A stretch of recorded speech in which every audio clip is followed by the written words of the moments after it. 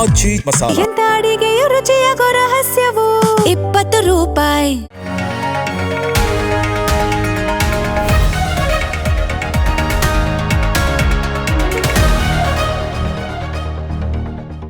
ನಮಸ್ಕಾರ, ಮೆಗಾ ಸುದ್ದಿಗೆ ಸ್ವಾಗತ. ನಾನು ಸಿಂಚನಾ. ಇದುವರೆಗೆ ಹೊಸ ಕಾರುಗಳು 3 ವರ್ಷ ಹಾಗೆ ದ್ವಿಚಕ್ರ ವಾಹನಗಳು 5 ವರ್ಷ ಥರ್ಡ್ ಪಾರ್ಟಿ ವಿಮೆ ಹೊಂದುವುದು ಕಡ್ಡಾಯವಾಗಿತ್ತು. ಆದರೆ ಈ ಅವಧಿಯನ್ನ ಸುಪ್ರೀಂ ಕೋರ್ಟ್ 1 ವರ್ಷಕ್ಕೆ ಹೆಚ್ಚಿಗೆ ಮಾಡಿದೆ.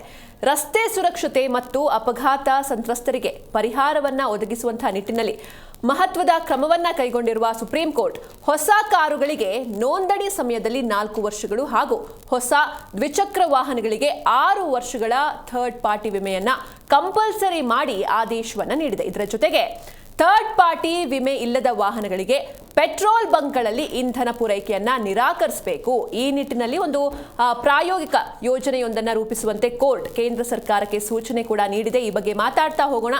ಇದೇ ಹೊತ್ತಿನ ವಿಶೇಷ, ವಿಮೆ ಕಡ್ಡಾಯ, ಇಲ್ಲ ಅಂದ್ರೆ ಕಷ್ಟ.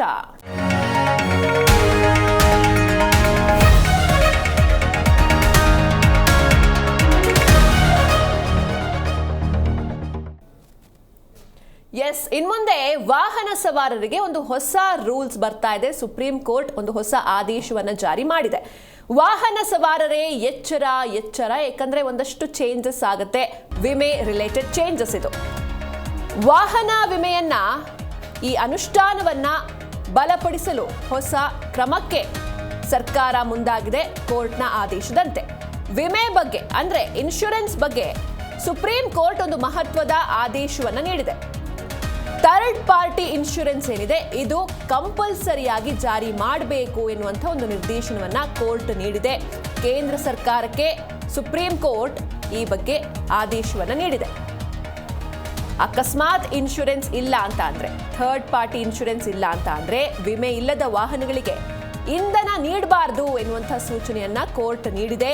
ವಾಹನಗಳಿಗೆ ಪೆಟ್ರೋಲ್ ಡೀಸೆಲ್ ಪೂರೈಕೆ ತಡೆ ಪ್ರಸ್ತಾವನೆಯಾಗಿದೆ. ಕೇಂದ್ರ ಅಧಿಕೃತವಾಗಿ ಒಂದು ಅಧಿಸೂಚನೆಯನ್ನ ಹೊರಡಿಸಿದ ಬಳಿಕ ಈ ಒಂದು ಆದೇಶ ಜಾರಿಗೆ ಬರುತ್ತೆ. ಹೊಸ ಕಾರುಗಳಿಗೆ ಥರ್ಡ್ ಪಾರ್ಟಿ ವಿಮೆ 4 ವರ್ಷಕ್ಕೆ ವಿಸ್ತರಣೆಯಾಗಿದೆ. ಈ ಹಿಂದೆ 3 ವರ್ಷ ಇತ್ತು, ಈಗ 1 ವರ್ಷ ಎಕ್ಸ್ಟೆಂಡ್ ಮಾಡಿದ್ದಾರೆ. ಹಾಗೆ 2 ವೀಲರ್ಸ್ಗಳಿಗೆ, ದ್ವಿಚಕ್ರ ವಾಹನಗಳಿಗೆ ವಿಮೆ ಅವಧಿ 5 ವರ್ಷ ಇತ್ತು, ಈಗ 6 ವರ್ಷಕ್ಕೆ ಎಕ್ಸ್ಟೆಂಡ್ ಮಾಡಲಾಗಿದೆ. ಅಕಸ್ಮಾತ್ ಇನ್ಶೂರೆನ್ಸ್ ಇಲ್ಲದೆ ವಾಹನವನ್ನ ನೀವು ಚಲಾಯಿಸ್ತಾ ಇದ್ರೆ ಕಠಿಣ ದಂಡದ ಎಚ್ಚರಿಕೆಯನ್ನು ಕೂಡ ನೀಡಲಾಗಿದೆ. ಮೋಟಾರು ವಾಹನ ಕಾಯ್ದೆಯಡಿ ಕಾನೂನು ಕ್ರಮಕ್ಕೆ ಅವಕಾಶವನ್ನ ನೀಡಲಾಗಿದೆ. ಇದರ ಉದ್ದೇಶ ಮುಖ್ಯವಾಗಿ ವಿಮೆ ಇಲ್ಲದ ವಾಹನಗಳ ಸಂಖ್ಯೆಯನ್ನ ಕಡಿಮೆ ಮಾಡುವುದು ಮುಖ್ಯ ಉದ್ದೇಶವಾಗಿದೆ. ವಿಮೆ ಇಲ್ಲದಿದ್ರೆ ಪೆಟ್ರೋಲ್ ಹಾಗೆ ಡೀಸೆಲ್ ಕೂಡ ನೀಡಬಾರದು ಎನ್ನುವಂಥ ಒಂದು ಆದೇಶವನ್ನ ಸುಪ್ರೀಂ ಕೋರ್ಟ್ ನೀಡಿದೆ. ಬಟ್ ಅದಿನ್ನೂ ಜಾರಿಯಾಗಿಲ್ಲ. ಕೇಂದ್ರ ಸರ್ಕಾರ ಜಾರಿ ಮಾಡುತ್ತೆ. ವಿಮೆ ಇಲ್ಲ, ಇಂಧನವಿಲ್ಲ ಎಂಬ ಪೈಲಟ್ ಯೋಜನೆ ಜಾರಿ ಮಾಡಬೇಕು ಎನ್ನುವಂತಹ ಆದೇಶ ಇದು. ಸುಪ್ರೀಂ ಕೋರ್ಟ್ನಿಂದ ಬಂದಿರುವಂತಹ ಒಂದು ಮಹತ್ವದ ಆದೇಶ. ದೇಶದಲ್ಲಿ 16.54 ಕೋಟಿ ವಾಹನಗಳಿಗೆ ಇನ್ಶೂರೆನ್ಸೇ ಇಲ್ಲ. ನಾವು ಇನ್ಶೂರೆನ್ಸ್ನ ಮಹತ್ವ ಎಷ್ಟು ಅಂತ ನಮಗೆ ಗೊತ್ತಿದೆ. ಬಟ್ ಸ್ಟಿಲ್ ಏನೋ ಒಂದು ರೀತಿ ನೆಗ್ಲಿಜೆನ್ಸ್, ಇನ್ಶೂರೆನ್ಸ್ನ ಮಾಡಿಸ್ಕೊಳ್ತಾ ಇಲ್ಲ ವಾಹನ ಸವಾರರು. ಹೀಗಾಗಿ ಈ ನಿಟ್ಟಿನಲ್ಲಿ ಇದನ್ನು ತಡೆಯಬೇಕು ಎನ್ನುವಂಥ ನಿಟ್ಟಿನಲ್ಲಿ ಸುಪ್ರೀಂ ಕೋರ್ಟ್ ಒಂದು ಮಹತ್ವದ ಆದೇಶವನ್ನು ನೀಡ್ತಾ ಇದೆ. ಇನ್ನು ಕೇಂದ್ರ ಸರ್ಕಾರದ ಅಧಿಕೃತ ಆದೇಶ ಮಾತ್ರ ಬಾಕಿ ಇದೆ. ಅದು ಬಂದ ಮೇಲೆ ಜಾರಿಯಾಗತ್ತೆ. ಇನ್ಶೂರೆನ್ಸ್ ಮಾಡಿಸಿಲ್ಲ ಅಂತಂದರೆ ಒಂದಷ್ಟು ಟೆಕ್ನಾಲಜೀಸ್ ಇದೆ, ಅದ್ರ ಮೂಲಕ ಫೈಂಡ್ ಔಟ್ ಮಾಡ್ತಾರೆ. ಅಂತಹ ವಾಹನಗಳಿಗೆ ಪೆಟ್ರೋಲ್ ಹಾಗೆ ಡೀಸೆಲ್ ಪೂರೈಕೆಯನ್ನು ಪೆಟ್ರೋಲ್ ಬಂಕ್ಗಳಲ್ಲಿ ನಿರಾಕರಿಸಲಾಗುತ್ತೆ. ಥರ್ಡ್ ಪಾರ್ಟಿ ವಿಮೆ ಕಡ್ಡಾಯ ಜಾರಿಗೆ ಕೇಂದ್ರಕ್ಕೆ ನಿರ್ದೇಶನವನ್ನ ನೀಡಿದೆ ಸುಪ್ರೀಂ ಕೋರ್ಟ್. ವಿಮೆ ಇಲ್ಲ ಅಂತ ಅಂದ್ರೆ ಇಂಧನ ಇಲ್ಲ ಎನ್ನುವಂಥ ಒಂದು ಪೈಲಟ್ ಯೋಜನೆಯನ್ನು ರೂಪಿಸಲು ಸೂಚನೆಯನ್ನ ನೀಡಿದೆ. ವಿಮೆ ಇಲ್ಲದ ವಾಹನಗಳಿಗೆ ಪೆಟ್ರೋಲ್ ಹಾಗೂ ಡೀಸೆಲ್ ಪೂರೈಕೆ ತಡೆ ಪ್ರಸ್ತಾವನೆಯನ್ನ ಮಾಡಲಾಗಿದೆ. ದೇಶಾದ್ಯಂತ ಇನ್ನೂ ಈ ರೂಲ್ಸ್ ಜಾರಿಗೆ ಬಂದಿಲ್ಲ. ಕೇಂದ್ರ ಸರ್ಕಾರ ಅಧಿಕೃತ ಅಧಿಸೂಚನೆ ಹೊರಡಿಸಿದ ಬಳಿಕವೇ ಈ ಒಂದು ರೂಲ್ಸ್ ಜಾರಿಯಾಗುತ್ತೆ.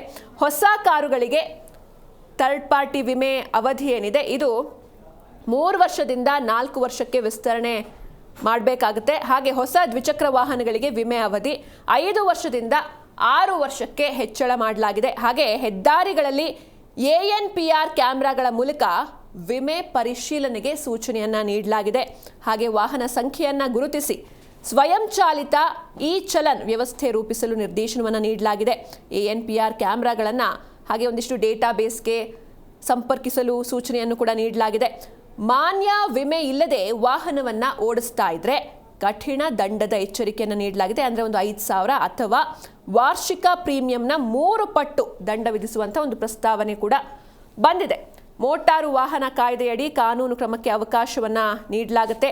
ಸಾರ್ವಜನಿಕರಿಗೆ ಸರಳ ವಿಮಾ ಯೋಜನೆ ರೂಪಿಸಲು IRDAIಗೆ ಸೂಚನೆಯನ್ನು ನೀಡಲಾಗಿದೆ. ಹಾಗೆ ವಿಮೆ ಯೋಜನೆಗಳನ್ನು ಸುಲಭವಾಗಿ ಜನರಿಗೆ ಅದು ಅರ್ಥ ಆಗಬೇಕು. ಎಷ್ಟೋ ಜನರಿಗೆ ಇನ್ಶೂರೆನ್ಸ್ ಯೋಜನೆಯಲ್ಲಿ ಏನೆಲ್ಲ ಇರುತ್ತೆ, ಏನೆಲ್ಲ ಫೆಸಿಲಿಟಿ ಇರುತ್ತೆ ಅನ್ನೋದೇ ಅರ್ಥ ಆಗೋದಿಲ್ಲ. ಹೀಗಾಗಿ ಅದು ಸರಳವಾಗಿರಬೇಕು, ಪ್ರತಿಯೊಬ್ಬರಿಗೂ ಕೂಡ ಅದು ಅರ್ಥ ಆಗಬೇಕು. ಕೇವಲ ಸಿಟಿಲಿರೋರು ಮಾತ್ರ ಅಲ್ಲ, ಗ್ರಾಮೀಣ ಭಾಗದವ್ರಿಗೂ ಕೂಡ ಅದು ಏನು ಎತ್ತ ಅಂತ ಅವರಿಗೆ ಫಸ್ಟ್ ಅದ್ರ ಬಗ್ಗೆ ನಾಲೆಡ್ಜ್ ಇರಬೇಕು. ಆ ರೀತಿ ರೂಪಿಸುವಂತೆ ಆದೇಶವನ್ನು ನೀಡಲಾಗಿದೆ. ಹಾಗೆ ರಸ್ತೆ ಅಪಘಾತ ಸಂತ್ರಸ್ತರಿಗೆ ಕಾನೂನು ರಕ್ಷಣೆಯನ್ನು ಒದಗಿಸೋದು ಈ ಒಂದು ಆದೇಶದ ಪ್ರಮುಖ ಉದ್ದೇಶ.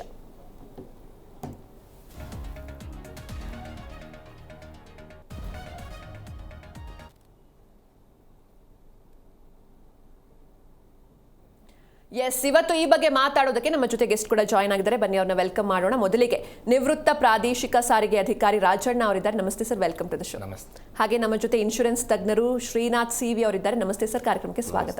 ಸರ್, ನಿಮ್ಮಿಂದಾನೇ ಶುರು ಮಾಡ್ತೀನಿ. ಈ ಸುಪ್ರೀಂ ಕೋರ್ಟ್ ಈ ಒಂದು ಆದೇಶ ನೀಡೋದಕ್ಕೆ ಪ್ರಮುಖ ಕಾರಣ ಏನು ಅಂತ? ನಮ್ಮ ದೇಶದಲ್ಲಿ ಸಾಕಷ್ಟು ಕಾನೂನುಗಳಿದ್ದಾವೆ. ಇರ್ತಕ್ಕಂಥ ಕಾನೂನುಗಳನ್ನ ಆಚರಣೆ ಮಾಡಬೇಕಾದ್ರೆ ನಾವು ಜನಗಳಿಗೆ ಹೇರಬೇಕಾದ್ರೆ ಬಹಳ ಕಷ್ಟಪಡ್ತಾ ಇದೆ ನಮ್ಮ ಅಧಿಕಾರಿ ವರ್ಗ. ಅಂಥದ್ರಲ್ಲಿ ಯಾವ ಹಿನ್ನೆಲೆಯಲ್ಲಿ ಈಗಾಗಲೇ ವಿಮೆ ಕಡ್ಡಾಯ ಇರಬೇಕು ಅಂತ ಸೆಕ್ಷನ್ 146 ಮತ್ತು ವಿಮೆ ಇಲ್ಲದೇ ಇದ್ರೆ ಸೆಕ್ಷನ್ 196 ಮೋಟಾರ್ ವೆಹಿಕಲ್ ಆಕ್ಟ್ನಲ್ಲಿ ಸ್ಪಷ್ಟವಾಗಿ ಹೇಳಿದೆ. ಮತ್ತು ಇದನ್ನ ಪರಿಹಾರನೂ ಕೂಡ ಒಂದು ಕಾನೂನಲ್ಲಿ ಹೇಳಿದೆ. ಕ್ಲೈಮ್ಸ್ ಟ್ರಿಬ್ಯುನಲ್ ಮುಖಾಂತರ ಅವರ ಪರಿಹಾರನ ಪಡ್ಕೊಳ್ಳೋದಕ್ಕೆಲ್ಲ ಅವಕಾಶ ಇದೆ. ಈಗ 3 ವರ್ಷ ಇದ್ದಂಥದ್ದನ್ನ 4 ವರ್ಷ ಮತ್ತು 5 ವರ್ಷ ಇದ್ದಂಥ 6 ವರ್ಷನ ಮಾಡ್ತಕ್ಕಂಥ ಹಿನ್ನೆಲೆ ಏನು ಅಂತ ಅಂದ್ಬಿಟ್ಟು ಸ್ಪಷ್ಟವಾಗಿ ಸುಪ್ರೀಂ ಕೋರ್ಟ್ ಆಗಲಿ ಅಥವಾ ಸುಪ್ರೀಂ ಕೋರ್ಟ್ಗೆ ಯಾರು ಅಪೀಲ್ ಮಾಡ್ಕೊಂಡಿದ್ದಾರೆ ಅದ್ರ ಬಗ್ಗೆ ಸಾರ್ವಜನಿಕರಿಗೆ ಏನು ಗೊತ್ತಿಲ್ಲ, ಮಾಹಿತಿ ಇಲ್ಲ, ಏನು ಗೊತ್ತಿಲ್ಲ. ಈಗ ಫ್ಯೂಯಲ್ನ ಸಪ್ಲೈ ಇದರಲ್ಲಿ ಯಾರು ಟಾರ್ಗೆಟ್ ಮಾಡ್ತಿದ್ದಾರೆ? ದ್ವಿಚಕ್ರ ವಾಹನ ಮತ್ತು 4 ಚಕ್ರ ಕಾರುಗಳು. ಅಂದ್ರೆ ಮೋಟಾರು ವಾಹನ ಅಂದ್ರೆ ಕೇವಲ ದ್ವಿಚಕ್ರ ಮತ್ತು 4 ಚಕ್ರದ ವಾಹನಗಳಿಗೆ ಮಾತ್ರನೇ ನಾವು ಇದನ್ನ ಕಾನೂನು ಅನ್ವಯ ಮಾಡ್ತೀವಿ. ನಿಮ್ಗೆ ಡೀಸೆಲ್ ಕೊಡಲ್ಲ, ಪೆಟ್ರೋಲ್ ಕೊಡಲ್ಲ, ಬೇರೆಯವ್ರಿಗಾದ್ರೆ ಕೊಡ್ತೀವಿ. ರಸ್ತೆನಲ್ಲಿ ಎಲ್ಲಾ ತರದ ವಾಹನಗಳು ಇದೆ. ಇದು ತಾರತಮ್ಯ ಅಲ್ವೇ? ನಾನು ಒಂದು ಸಾರ್ವಜನಿಕರ ಧ್ವನಿಯಾಗಿ ನಾನು ಹೇಳ್ತಕ್ಕಂಥದ್ದು. ಇದನ್ನ ಜಸ್ಟಿಫೈ ಮಾಡೋದು, ಇದನ್ನ ಯಾರು ಹೇಳಿದರೆ, ನಿರ್ದೇಶನ ಕೊಟ್ಟಿದ್ದಾರೆ, ಇದಕ್ಕೆ ಸಮಜಾಯಿಸಿ ಜನಗಳಿಗೆ ಅವರೇ ಕೊಡಬೇಕಾಗತ್ತೆ. ಯಾವ ಕಾರಣಕ್ಕಾಗಿ ಕೇವಲ ದ್ವಿಚಕ್ರ ವಾಹನ ಮತ್ತು 4 ಚಕ್ರದ ವಾಹನಗಳಿಗೆ ನೀವು 4 ವರ್ಷ ಮತ್ತು 6 ವರ್ಷದ ಒಂದು ಥರ್ಡ್ ಪಾರ್ಟಿ ಇನ್ಶೂರೆನ್ಸ್ ನೀವು ಕಡ್ಡಾಯ ಮಾಡಿದ್ದೀರಿ. Insurance is mandatory. Third party insurance mandatory ಮೊದಲಿಂದಲೂ ಕಾನೂನು ಇದ್ದೇ ಇದೆ. ಇದು ಎಲ್ಲಾ ಜನಗಳಿಗೂ ಗೊತ್ತಿರ್ತಕ್ಕಂಥದ್ದೇ. ಆದರೆ ಆಚರಣೆ ಮಾಡುವಲ್ಲಿ ಜನನೂ ಕೂಡ ಒಂದು ನಿರ್ಲಕ್ಷ್ಯ ತೋರಿಸ್ತಾ ಇದ್ದಾರೆ. ಜನ ನಿರ್ಲಕ್ಷ್ಯ ತೋರಿಸಿದ್ರು ಅಂತ ಅಂದ್ಬಿಟ್ಟು ಸರ್ಕಾರಗಳು ಸುಮ್ಮನೆ ಇರೋದಕ್ಕಾಗಲ್ಲ, ಕಠಿಣವಾಗಿ ಅವನ್ನ ಎನ್ಫೋರ್ಸ್ ಮಾಡಬೇಕಾಗತ್ತೆ. ಅದಕ್ಕಾಗಿ ಒಂದು ದಂಡದ ರೂಪದಲ್ಲಿ ಈ ಹಿಂದಿನಿಂದಲೂ ಕಾರ್ಯಾಚರಣೆಗಳು ನಡೀತಾ ಬಂದಿದೆ. ಇವತ್ತಿನ ಒಂದು ಮಾಧ್ಯಮಗಳಲ್ಲಿ ನೋಡಿದಂಥ ಒಂದು ಇದರ 56% ವಾಹನಗಳಿಗೆ ವಿಮೆ ಇಲ್ಲ ಅನ್ನೋದನ್ನ ಹೇಳ್ತಾ ಇದೆ. ಆ 56% ಇಲ್ಲ ನನ್ನ ವಾಹನ ಡಾಟಾ ಬೇಸ್ ಅಲ್ಲಿ ಯಾವ ರೀತಿ ಪತ್ತೆ ಮಾಡಿದ್ದಾರೆ, ವಾಹನ ಡಾಟಾ ಬೇಸ್ ನಲ್ಲಿ ಇನ್ಶೂರೆನ್ಸ್ ಏನು ಅಪ್ಲೋಡ್ ಮಾಡಿರ್ತಾರಲ್ಲ ಆ ಬೇಸಿಸ್ ಮೇಲೆ ಅವರು ಹೇಳಿರ್ಬೇಕು ಅಂತ ಹೇಳಿದೆ. ಹಂಗಾದ್ರೆ ಕ್ರಮ ತೆಗೆದುಕೊಳ್ಳೋದು ಬೇಡವೇ? ಖಂಡಿತ ತೆಗೆದುಕೊಳ್ಬೇಕಾದ್ರೆ ಯಾವ ರೀತಿ ತಗೊಳ್ತೀರಿ? ನೀವು ಹೇಳ್ತಾ ಇದ್ರಿ ಡೀಸೆಲ್ ಪೆಟ್ರೋಲ್ ಕೊಡೋದಿಲ್ಲ ಅಂತ ಹೇಳ್ತೀರಿ. ಈಗ ಡೀಸೆಲ್ ಪೆಟ್ರೋಲ್ ಬಂಕ್ ಹೋಗ್ಬೇಕಾದ್ರೆ ಕೇವಲ ನಾವು ಗಾಡಿನೇ ತೆಗೆದುಕೊಂಡು ಹೋಗಲ್ಲ, ನಾವು ಬೇರೆ ರೂಪದಲ್ಲಾದ್ರೂ ಕಲೆಕ್ಷನ್ ಮಾಡ್ತಕ್ಕಂಥ ವ್ಯವಸ್ಥೆ ಇದ್ದೇ ಇದೆ. ಆಯ್ತು, ನನ್ನ ಇನ್ಶೂರೆನ್ಸ್ ಇದೆ, ನನ್ನ ಗಾಡಿನಲ್ಲಿ ಇನ್ಶೂರೆನ್ಸ್ ಇರೋದಕ್ಕೆ ಹೋಗ್ತೀನಿ, ಹಾಕಿಸ್ಕೊಳ್ತೀನಿ, ನೆಕ್ಸ್ಟ್ ಬೇರೆದಕ್ಕೆ ಟ್ರಾನ್ಸ್ಫರ್ ಮಾಡ್ಕೊಳ್ತೀನಿ. ಅಂದ್ರೆ ಜನಗಳು ಏನಂತಂದ್ರೆ ಕಾನೂನನ್ನ ನಾವು ಪಾಲನೆ ಮಾಡೋದಕ್ಕಿಂತ ಅದನ್ನು ಹೇಗೆ ದುರುಪಯೋಗ ಮಾಡ್ಕೋಬೇಕು ಅನ್ನೋದೇ ಚೆನ್ನಾಗಿ ಕಲ್ತಿದ್ದಾರೆ. ಹಂಗನ್ಬಿಟ್ಟು ಅದು ಸರಿ ಅಂತ ಹೇಳೋದಿಲ್ಲ. ಅಂದ್ರೆ ಇವ್ರಿಗೆ ನಿಜವಾಗ್ಲೂ ನಾವು ಇನ್ಶೂರೆನ್ಸ್ ಪಾಲಿಸಿ ಮಾಡಿಸ್ಲೇಬೇಕು. ಏಕೆಂದ್ರೆ ಇದರಿಂದ ಲಾಭ ಇದೆ, ಲಾಭ ಅಲ್ಲ, ಕಷ್ಟದಲ್ಲಿ ಯಾರು ಕಷ್ಟಕ್ಕೆ ತುತ್ತಾಗಿರ್ತಾರಲ್ಲ ಅವರಿಗೆ ಕಷ್ಟದಲ್ಲಿ ನೆರವಾಗ್ತಕ್ಕಂಥ ಒಂದು ಕ್ರಮ ಅಷ್ಟೇ. ಜೀವ ತೆಗಿಯಕ್ಕಾಗೋದಿಲ್ಲ, ಆಗಿರ್ತಕ್ಕಂಥ ಒಂದು ಪ್ರಾಪರ್ಟಿನ ಲಾಸ್ ಆಗಿರೋದನ್ನ ವಾಪಸ್ ತಗೋಬರಕ್ಕಾಗೋದಿಲ್ಲ. ಅದನ್ನ ನಾವು ಒಂದು ಸಸ್ಟೈನಬಲ್ಟಿ, ಅದನ್ನ ಸುಧಾರಿಸ್ಕೊಳ್ಳೋದಕ್ಕೆ ಒಂದು ಕ್ರಮ ಅಷ್ಟೇ ಹೊರತು ಬೇರೆ ಇದರಲ್ಲಿ ಇನ್ಯಾವುದು ಇದಿಲ್ಲ. ನೆಕ್ಸ್ಟು ನಾವು ಖಾಸಗೀಕರಣ ಆಯಿತು ವಿಮಾ ಕಂಪನಿಗಳು. ಅದೇ ನಾವು ಸರ್ಕಾರದ ಸ್ವಾಮ್ಯದ ಅಡಿ ಇದ್ದಂಥ ಸಂದರ್ಭದಲ್ಲಿ ಪ್ರೀಮಿಯಂಗಳು ಕಡಿಮೆ ಇತ್ತು. ಯಾವಾಗ ಖಾಸಗೀಕರಣ ಆಗಲಿ ಪ್ರೀಮಿಯಮ್ಸ್ ಎಲ್ಲ ಹೆಚ್ಚಾಗ್ತಾ ಹೋಗ್ತಾ ಇದೆ. ಇದು ಸಾಮಾನ್ಯವಾಗಿ ಟ್ರೆಂಡ್ ನಾವು ನೋಡ್ತಾ ಇರೋದು. ಇಲ್ಲಿ ನೋಡಿದ್ರೆ ಒಂದು ರೀತಿ ಎಲ್ಲೋ ಖಾಸಗೀಕರಣಕ್ಕೆ ನಾವು ಒಂದು ರೀತಿ ಉತ್ತೇಜನ ಕೊಡ್ತಾ ಇದ್ದೀವಾ ಅನ್ನೋ ಒಂದು ಅನುಮಾನ ಸಾರ್ವಜನಿಕರಿಗೆ ಸಹಜವಾಗಿ ಬರುತ್ತೆ. ನಾವು ಆದರೆ ಜನಗಳಿಗೆ ಹೇಳ್ತಾ ಇರೋದು ನಾವು ಬೇರೆ ಹೇಳ್ತಾ ಇದ್ದೀವಿ. ಅದ್ರ ಜೊತೆಯಲ್ಲಿ ನಾವು ಸರ್ಕಾರದ ನೋಡಿ, ಸರ್ಕಾರ ಏನು ಮಾಡ್ತಾ ಇದೆ, ಬಹಳ ಒಂದು ದಶಕಗಳಿಂದ ನಾವು ಅಬ್ಸರ್ವ್ ಮಾಡ್ತಾ ಇದ್ದೀವಿ. ತನಗೆ ಏನು ಲಾಭ ಬರ್ತಾ ಇದೆ, ಲಾಭದ ಒಂದು ಕ್ಷೇತ್ರಗಳನ್ನ ಸಾರ್ವಜನಿಕರಿಗೆ ಬಿಟ್ಕೊಡ್ತಾ ಇದೆ ಮತ್ತು ನಷ್ಟ ಇರೋದನ್ನ ತಾನು ಹೊರೆ ಹೊತ್ಕೊಳ್ತಾ ಇದೆ. ಅಂದರೆ ನಮ್ಮನ್ನು ಆಡಳಿತ ಮಾಡ್ತಾ ಇರತಕ್ಕಂಥ ಸರ್ಕಾರಗಳು ಒಂದು ರೀತಿ ಪರೋಕ್ಷವಾಗಿ ತಮ್ಮ ಜವಾಬುಗಳನ್ನು ತುಂಬಿಸಿಕೊಳ್ತಕ್ಕಂಥ, ಅಂದ್ರೆ ಕಾನೂನು ಚೌಕಟ್ಟಿನ ಒಳಗಡೆನೆ ತಮ್ಮ ಜವಾಬುಗಳನ್ನು ತಮ್ಮ ಕಂಪನಿಗಳನ್ನ ಉದ್ಧಾರ ಮಾಡ್ತಕ್ಕಂಥ ಒಂದು ಪ್ರಯತ್ನಗಳನ್ನು ನಿರಂತರವಾಗಿ ಮಾಡ್ತಾ ಇದೆ ಅನ್ನೋದು ನಮ್ಗೆ ಅನ್ನಿಸ್ತಾ ಇದೆ.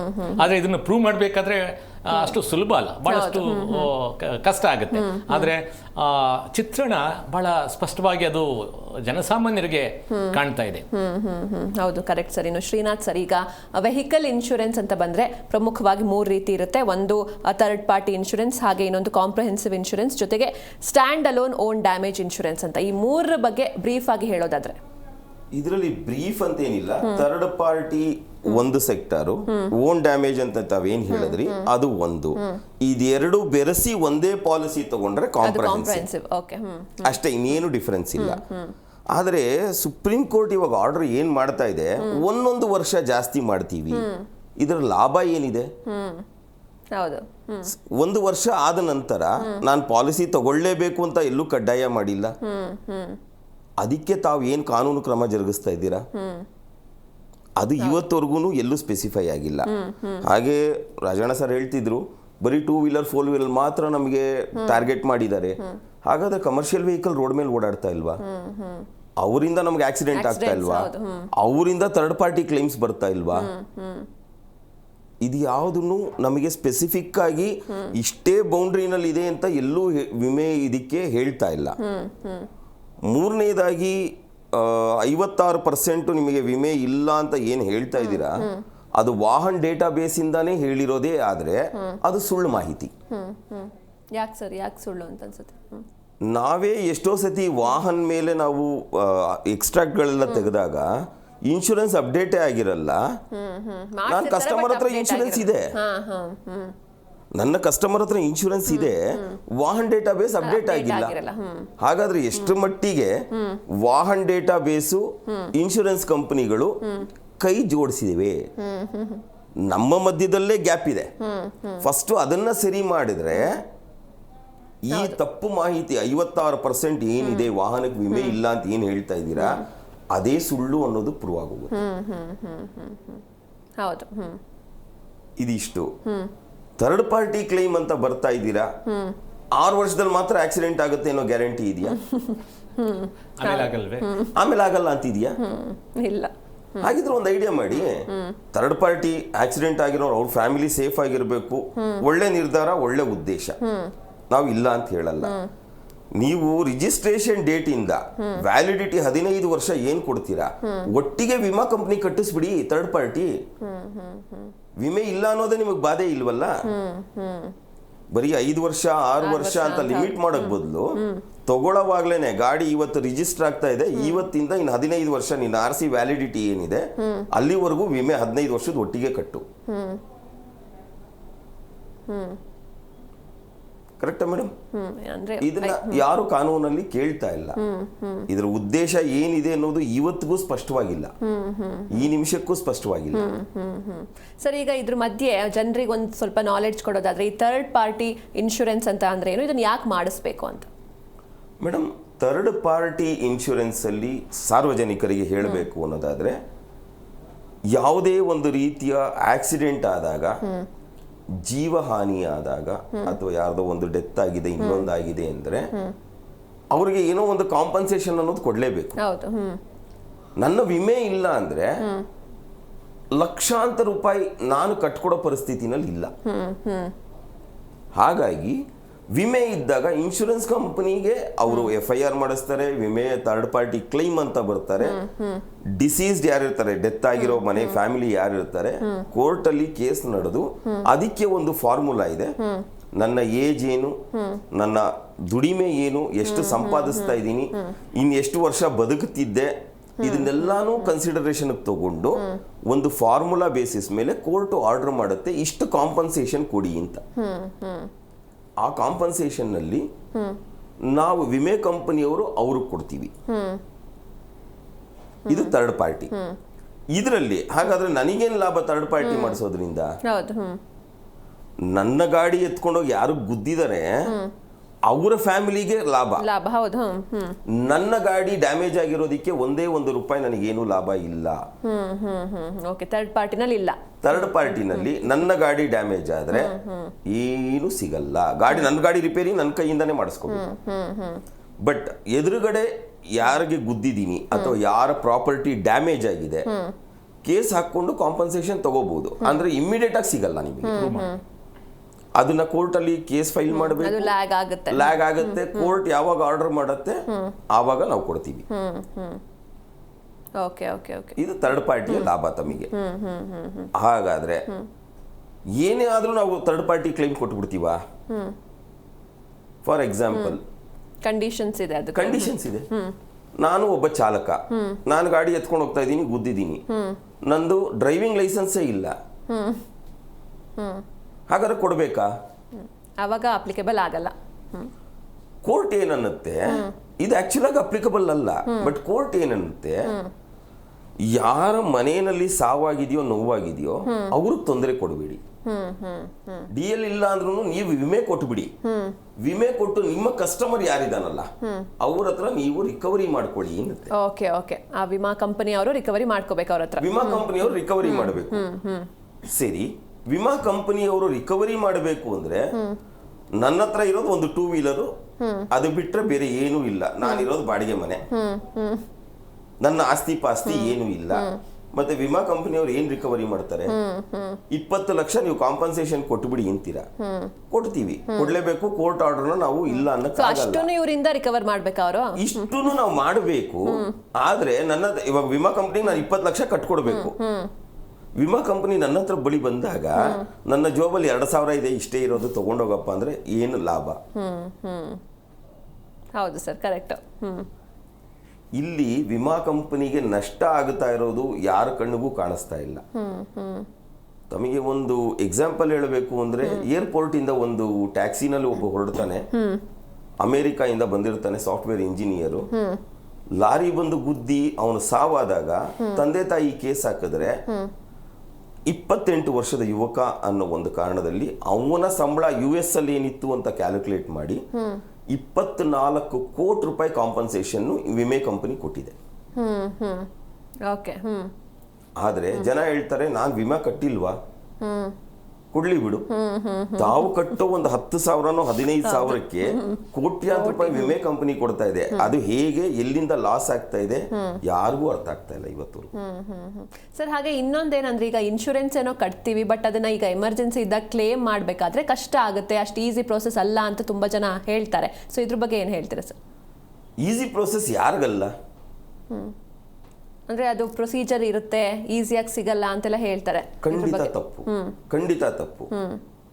ನಮಗೆ ಬೇಕಾಗಿರುವ ದಾಖಲಾತಿಗಳನ್ನ ತಾವಲ್ಲೇ ಕೊಟ್ರೆ, ನಿಮಗೆ ಇವತ್ತು ತಾವ್ ಎತ್ಕೊಂಡೋಗಿ ಈ ಗಾಡಿನ ಹಿಂಗ್ ಬಿಡ್ತೀರಾ? ನೀವು ಇಲ್ಲಿ ಗಾಡಿ ಬಿಟ್ಟಿದ್ದೀರಾ ಅಂತ ನಮಗೆ ವಾಹನ, ಯಾವ ವಾಹನ ಇರ್ಬೋದು, ಇಂಥ ಗ್ಯಾರೇಜ್ ಅಲ್ಲಿ ಇದೆ ಅಂತ ನಮಗೆ ಇಂಟಿಮೇಷನ್ ಬರಬೇಕಾದ್ರೆ 1 ದಿನ ಬೇಕು. ನೀವು ಅಪ್ಲೈ ಮಾಡಿ, ಫಾರ್ಮ್ ಫಿಲ್ ಮಾಡಿ, ನೀವೆಲ್ಲ ಡಾಕ್ಯುಮೆಂಟ್ಸ್ ಕೊಟ್ಟು ನೆಕ್ಸ್ಟ್ ಡೇ ಸರ್ವೇಯರ್ ಹೋಗ್ತಾರೆ, ಎಲ್ಲ ವೆರಿಫೈ ಮಾಡ್ತಾರೆ. ಡಾಕ್ಯುಮೆಂಟ್ ಶಾರ್ಟೇಜ್ ಇದ್ರೆ ತಮಗೆ ಫೋನ್ ಮಾಡಿ ನನಗೆ ಇಂಥದ್ದು ಕಳಿಸ್ಕೊಡು ಅಂತಾರೆ. ನೀವು ಕಳಿಸ್ಕೊಟ್ರೆ ಎಲ್ಲ ಕರೆಕ್ಟ್ ಆಗಿದೆ ಅನ್ಸಿದ್ರೆ ಅಲ್ಲೇ ಕೊಟ್ಬಿಡ್ತಾರೆ. ಇಲ್ಲ ಅಂದ್ರೆ ನಮ್ಮಂತವ್ರ ಹತ್ರ ಬರುತ್ತೆ, ವೆರಿಫೈ ಮಾಡ್ಕೊಡಿ ಅಂತ. ನಾವು ಹೋಗ್ತೀವಿ, ನಾವು ಹೋಗಿ ಎಲ್ಲ ಕರೆಕ್ಟ್ ಆಗಿದೆಯಾ, ಏನ್ ಸಾಕ್ಷಿ ಆಧಾರಗಳಿದೆ, ಅಥವಾ ವಿಮೆ ಕಂಪನಿಗೆ ನಿಮಗೆ ಮಧ್ಯದಲ್ಲಿ ಏನು ಗ್ಯಾಪ್ ಇದೆ ಅಥವಾ ನಿಮ್ಮ ಮಿಸ್ಅಂಡರ್ಸ್ಟ್ಯಾಂಡಿಂಗ್ಸ್ ಏನಿದೆ ಅದನ್ನ ಗ್ಯಾಪ್ ಫಿಲ್ ಮಾಡಕ್ಕೆ ಅಂತಾನೆ ನಮ್ಮಂತವ್ರು ಇರೋದು. ನಾನು ಒಬ್ಬ ಅಂತಲ್ಲ, ನನ್ನಂತವ್ರು 1000 ಜನ ಇದ್ದಾರೆ. ನಾವಿರೋದೇ ಆ ಕೆಲ್ಸಕ್ಕೋಸ್ಕರ. ತಮ್ಮ ಬಳಿ ಬರ್ತೀವಿ, ತಮ್ದು ಏನು ನಡೆದಿದೆ, ಏನು ಆಧಾರ ಇದೆ, ಏನು ನಿಮ್ಮ ಹತ್ರ ಇದೆ ಎಲ್ಲ ತಿಳ್ಕೊಂಡು ನಂತರ ನಿಮ್ದೆಲ್ಲ ಸರಿ ಇದೆ ಅನ್ನೋದಾದ್ರೆ ನಿಮ್ಮ ಕ್ಲೇಮ್ ಪ್ರಾಸೆಸ್ ಆಗುತ್ತೆ. ಸೊ ಈಸಿಯಾಗಿ ಆಗುತ್ತೆ, ಡಾಕ್ಯುಮೆಂಟ್ಸ್ ಎಲ್ಲ ಪರ್ಫೆಕ್ಟ್ ಆಗಿದ್ರೆ. ಆದ್ರೆ ಕೆಲವು ಸಮಯದಲ್ಲಿ ಡಾಕ್ಯುಮೆಂಟ್ಸ್ ಇಲ್ಲದೆ ಫ್ರಾಡಲೆಂಟ್ ಕ್ಲೈಮ್ಸ್ ಅಂತಾನೆ ಕರಿತೀವಿ ಅದನ್ನ. ಡಾಕ್ಯುಮೆಂಟ್ನ ಮ್ಯಾನಿಪುಲೇಟ್ ಮಾಡಿಬಿಟ್ಟು ನಂದು DL ಇಲ್ಲ, ನಾನು ಕಾರ್ ಓಡಿಸ್ಬಿಟ್ಟಿದ್ದೀನಿ, ಆಕ್ಸಿಡೆಂಟ್ ಆಗೋಗಿದೆ, ಬೇರೆ ಯಾರೋ ನನ್ನ ಫ್ರೆಂಡ್ದೋ ನಮ್ಮ ಅಣ್ಣಂದೋ ನನ್ನ ತಮ್ಮಂದೋ ತಗೊಂಡ್ಬರೋದು, ಸರ್ ಇವ್ರು ಗಾಡಿ ಓಡಿಸ್ತಾ ಇದ್ರು ಅಂದ್ಬಿಟ್ಟು DL ಕೊಡೋದು ಕ್ಲೈಮಿಗೆ, ಹೆಲ್ಪ್ ಮಾಡಿ ಹೆಲ್ಪ್ ಮಾಡೋದಿಕ್ಕೆ ಅವ್ರು ಹೆಲ್ಪ್ ಮಾಡಕ್ ಬರ್ತಾರೆ. ಆದ್ರೆ ವಿಮಾ ಕಂಪನಿಗಳಿಗೆ ನೀವು ಮಾಡ್ತಾ ಇರೋ ಮೋಸ. ಈ ಟೈಮಲ್ಲಿ ನಿಮ್ಮ ಕ್ಲೈಮ್ಗಳು ಡಿಲೇ ಆಗೇ ಆಗುತ್ತೆ. ಯಾಕೆಂದ್ರೆ ನಮಗೆ ಯಾರು ಗಾಡಿ ಓಡಿಸ್ತಿದ್ರು ಅನ್ನೋದು ಕನ್ಫರ್ಮ್ ಆಗೋವರೆಗೂ ನಾನು ನಿಮಗೆ ಹೇಗೆ ಪ್ರೋಸೆಸ್ ಹಂಗಾಗಿ ಡಿಲೇ ಆಗುತ್ತೆ. ಆ ಟೈಮಲ್ಲಿ ಎಲ್ಲರೂ ವಿಮೆಗೆ ಒಂದು ಪ್ರೊಸೀಜರ್ಗಿಂತ ಲೇಟ್ ಆಗುತ್ತೆ, ಬಟ್ ಅದು ಸುಳ್ಳಿನ ಮಾತು. ಓಕೆ ಓಕೆ ಸರ್, ಕರೆಕ್ಟಾಗಿ ಹೇಳಿದ್ರಿ. ಇನ್ನು ರಾಜಣ್ಣ ಸರ್, ಈಗ ಇನ್ಶೂರೆನ್ಸಿಂದ ಇಷ್ಟೆಲ್ಲ ಯೂಸ್ ಇದೆ ಸರ್ ಹೇಳಿದ್ರು, ಬಟ್ ಸ್ಟಿಲ್ ಜನರು ಯಾಕೆ ಇನ್ಶೂರೆನ್ಸ್ ಮಾಡಿಸ್ತಾ ಇಲ್ಲ ನಿಮ್ಮ ಪ್ರಕಾರ? ಅಂದರೆ ಈಗೇನು 56% ಸರ್ ಅಂದರು ಅದು ಅಪ್ಡೇಟ್ ಆಗಿಲ್ಲ ಅಂತ, ಬಟ್ ಅಂದರೂ ಬಹಳಷ್ಟು ಜನ ಇನ್ಶೂರೆನ್ಸ್ ಮಾಡಿಸೋದಿಲ್ಲ. ಮೇ ಬಿ ನನಗೆ ಆಕ್ಸಿಡೆಂಟೇ ಆಗಲ್ಲ ಅನ್ನೋ ಓವರ್ ಕಾನ್ಫಿಡೆನ್ಸ್ ಹೇಗೆ ಅಂತ? ಈ ಪ್ರೀಮಿಯಂ ದರಗಳಿದಾವಲ್ಲ, ಯಾವಾಗ ಖಾಸಗೀಕರಣ ಆಗಲಿ ಪ್ರೀಮಿಯಮ್ಸ್ ಎಲ್ಲ ಹೆಚ್ಚಾಯಿತು. ಅಂದ್ರೆ ವರ್ಷಕ್ಕೆ ಕಟ್ಟಬೇಕಾದ ಕಂತಿನ ಪ್ರಮಾಣ ಇದೆಯಲ್ಲ, ಇದು ದುಬಾರಿ ಆಯಿತು. ದುಬಾರಿ ಆದಾಗ ಏನ್ ಮಾಡಿದ್ರೆ, ಏನೋ ಅಪಘಾತ ಎಲ್ಲೋ ಒಂದ್ಸರಿ ನನಗಾಗಲ್ಲ, ಇನ್ನೊಂದು ಭಾವನೆ ಜನಗಳಿಗೆ, ನನಗೆ ಅಪಘಾತ ಆಗಲ್ಲ, ಇನ್ಯಾರೋ ಬೇರೆಯವ್ರಿಗಾಗುತ್ತೆ. ಇವತ್ತು ಇನ್ಯಾರಾದ್ರೂ ಅಪಘಾತ ಆಯ್ತು, ಅವ್ರ ಜೀವ ಕಳ್ಕೊಂಡ್ರು, ಇನ್ಯಾರೋ ಗಾಯಾಳುಗಳಾದ್ರು, ಅದು ನನಗಾಗಲ್ಲ ಅನ್ನೋ ಒಂದು ತಪ್ಪು ಭ್ರಮೆ, ಓವರ್ ಕಾನ್ಫಿಡೆನ್ಸ್, ತಪ್ಪು ಕಾನ್ಫಿಡೆನ್ಸ್ಗಿಂತ ಅದೊಂದು ಭ್ರಮೆಯಲ್ಲಿ ಇರ್ತಾರೆ. ಆದ್ರೆ ಅದು ನಮಗೆ ಆದಂಥ ಸಂದರ್ಭದಲ್ಲಿ ನಾವು ಕಾನೂನಿನ ಚೌಕಟ್ಟು ಒಳಗಡೆ ಸಿಕ್ಕಾಕೊಂಡು, ಅಯ್ಯೋ ನಾನು ಈಗ ಮಾಡಿಸ್ಬೇಕಾಗಿತ್ತಲ್ಲಪ್ಪ, ಮಾಡಿಸಿದ್ರೆ ನನಗೆ ಇಷ್ಟು ನನಗೆ ಅನುಕೂಲ ಆಗ್ತಾ ಇತ್ತು, ನನಗೆ ಕ್ಲೈಮ್ ಮಾಡ್ಕೋಬೋದಾಗಿತ್ತು, ಆಸ್ಪತ್ರೆಗೆ ತೋರಿಸ್ಕೋಬೋದಾಗಿತ್ತು, ಗಾಡಿ ದುರಸ್ತಿ ಮಾಡ್ಕೋಬೋದಾಗಿತ್ತು, ಅಥವಾ ಬೇರೆಯವ್ರಿಗೆ ಮೂರನೇ ವ್ಯಕ್ತಿಗೆ ನಾವು ಕೈಯಿಂದ ಕಟ್ಕೊಡ್ಬೇಕು ದುಡ್ಡು. ಒಂದು ವೇಳೆ ಮೂರನೇ ವ್ಯಕ್ತಿ ಏನಾದರೂ ಅಪಘಾತಕ್ಕೆ ಒಳಗಾಗಿ ಅವನು ಅಂಗವಿಕಲ ಆಗಲಿ ಅಥವಾ ಜೀವ ಕಳ್ಕೊಡ್ಲಿ, ಒಂದು ವೇಳೆ ಇನ್ಶೂರೆನ್ಸ್ ಇಲ್ಲ ಅಥವಾ ರಿಜಿಸ್ಟ್ರೇಷನ್ ಇಲ್ಲ, ಇನ್ನು ಯಾವುದೇ ಆದರೂ ಅಂದರೆ ಇನ್ಶೂರೆನ್ಸ್ ಕ್ಲೈಮಿಗೆ ಎಲಿಜಿಬಲ್ ಇಲ್ಲ ಅಂತ ಗೊತ್ತಾದಂಥ ಸಂದರ್ಭದಲ್ಲಿ ಆ ಸಂಬಂಧಪಟ್ಟ ವಾಹನದ ಮಾಲೀಕನೇ ಸಂಪೂರ್ಣ ಹಣವನ್ನು ಕಟ್ಕೊಳ್ಬೇಕು ಅಂತ ಅಂದ್ಬಿಟ್ಟು ಸುಪ್ರೀಂ ಕೋರ್ಟ್ ಆದೇಶ ಸ್ಪಷ್ಟವಾಗಿದೆ. ಅಂದರೆ ಅದು ಎಲ್ಲದಕ್ಕೂ ಅವನೇ ಜವಾಬ್ದಾರ. ಇದು ಕಾನೂನಾಯಿತು. ಆದರೆ ಜವಾಬ್ದಾರ ಅನ್ನೋದಕ್ಕೆ ಬರೀ ವ್ಯಕ್ತಿ ಇದ್ದಾನೆ ಹೊರತು, ಬಟ್ ನನ್ನಲ್ಲಿ ಯಾವ ಆಧಾರನೂ ಇಲ್ಲ ಅಂದಾಗ ಜವಾಬ್ದಾರ ಹೇಗೆ ಇದೆ ಪ್ರಶ್ನೆ ಅಲ್ಲಿ ನಿಂತ್ಕೊಂಡ್ಬಿಡುತ್ತೆ. ಜವಾಬ್ದಾರ ನಾನು ಮ್ಯಾಕ್ಸಿಮಮ್ ಏನ್ ಮಾಡ್ತೀರಾ, ನಾನು ತಗೊಂಡೋಗ್ಬಿಟ್ಟು ಏನು ಆಧಾರ ಇಲ್ಲ ನನ್ನ ಹತ್ರ, ಜವಾಬ್ದಾರ ಹಾರ್ಡ್ಲಿ ಅಂದ್ರೆ ನಾನು ಕರ್ಕೊಂಡೋಗ್ಬಿಟ್ಟು ಜೈಲಲ್ಲಿ ಇಡ್ಬೋದು ಅಷ್ಟೇನೆ. ಆದ್ರೆ ಹೋಗಿರ್ತಕ್ಕಂಥ ಒಂದು ಆಸ್ತಿ, ಜೀವ ಬರಲ್ಲ, ಮತ್ತೆ ಅದು ಯಾವುದು ಕೂಡ ಬರಲ್ಲ. ಇದು ಅದಕ್ಕೆಲ್ಲಕ್ಕಿಂತ ಮುಖ್ಯವಾಗಿ ಜನಗಳಿಗೆ ಒಂದು ಕಾನೂನಿನ ಅರಿವು ಮತ್ತು ನಾನು ಇದನ್ನ ಪಾಲನೆ ಮಾಡ್ತಕ್ಕಂಥ ಒಂದು ಬದ್ಧತೆ ಬರಬೇಕು. ಇದಿಲ್ಲದೆ ಹೊರತು ಬರೇ ಒಂದು ಕ್ಷೇತ್ರ ಅಲ್ಲ, ಎಲ್ಲ ಕ್ಷೇತ್ರಗಳಲ್ಲೂ ಈ ಬದ್ಧತೆ ಬರಬೇಕು. ನೋಡಿ, ನಾನು ಕಂಡಕ್ಕೆ ಬಹಳಷ್ಟು ಜನ ಮಿಸ್ಯೂಸ್ ಮಾಡ್ತಕ್ಕಂಥವರೇ ಜಾಸ್ತಿ ಇದ್ದಾರೆ. ಈಗ ಅಡಾಪ್ಟೆಡ್ ವೆಹಿಕಲ್ಸ್ ಅಂತ ಇದೆ. ಸುಮ್ಮನೆ ಒಂದು ಉದಾಹರಣೆ ಹೇಳೋದು, ಅಡಾಪ್ಟೆಡ್ ವೆಹಿಕಲ್ಸ್ ಅಂದರೆ ಈ ಅಂಗವಿಕಲರು ಉಪಯೋಗಿಸ್ತಕ್ಕಂಥದ್ದು. ಸಾಮಾನ್ಯವಾಗಿ ಚಿಕ್ಕ ವಾಹನಗಳಲ್ಲಿ ಆ ಥರ ಏನು ಸಮಸ್ಯೆಗಳಾಗಲ್ಲ, ನಿಜವಾಗ್ಲೂ ಅವರೇ ಉಪಯೋಗಿಸ್ತಾರೆ, ಅದಕ್ಕೆ ಅವರೇ ಸವಲತ್ತು ಪಡ್ಕೊಂಡಿರ್ತಾರೆ, ಅದಲ್ಲ. ಆದರೆ ಈ ಒಂದು ಕಾನೂನಿನಲ್ಲಿರ್ತಕ್ಕಂಥ ಒಂದು ಸದಾವಕಾಶವನ್ನು ದುರ್ಲಭ ಪಡಿತಕ್ಕಂಥವ್ರೆ ಜಾಸ್ತಿ ಇದ್ದಾರೆ. ಈಗ ಒಂದು ಹೈ ಎಂಡ್ ಕಾರ್ ತಗೊಳ್ತಾರೆ, ಯಾರ ಹೆಸರು, ನಮ್ಮ ಮನೇಲಿ ಯಾರೋ ಒಬ್ರು ನಮಗೆ ಗೊತ್ತಿರೋ ಒಬ್ರು ಡಿಸೇಬಲ್ಡ್ ಪರ್ಸನ್ ಇರ್ತಾರೆ, ಅವನ ಹೆಸರಲ್ಲಿ ವೆಹಿಕಲ್ ಪರ್ಚೇಸ್ ಮಾಡೋದು, ಅದನ್ನ ನಾನು ಓಡಿಸೋದು.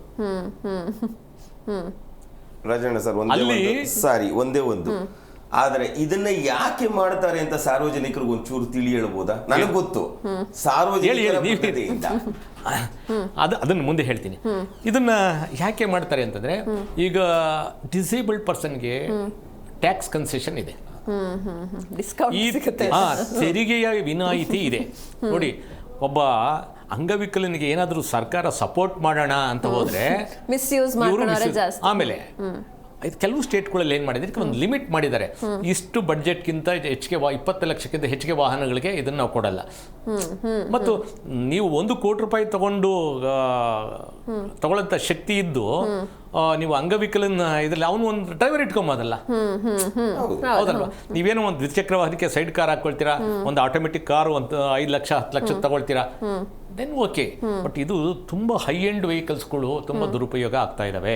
ಅದು in crores together, above 50 lakhs crores ಇಂಥ ವೆಹಿಕಲ್ಗಳು ತೆರಿಗೆ ವಂಚನೆ ಮಾಡೋ ದೃಷ್ಟಿಯಿಂದಲೇ ಮಾಡ್ತಾರೆ. ಒಂದು ವೇಳೆ ಅಂಥ ಸಂದರ್ಭದಲ್ಲಿ ಏನಾದರೂ ಅಪಘಾತ ಆದಂಥ ಸಂದರ್ಭದಲ್ಲಿ ಇಂಥವ್ರು ಪತ್ತೆ ಮಾಡ್ತಾರೆ.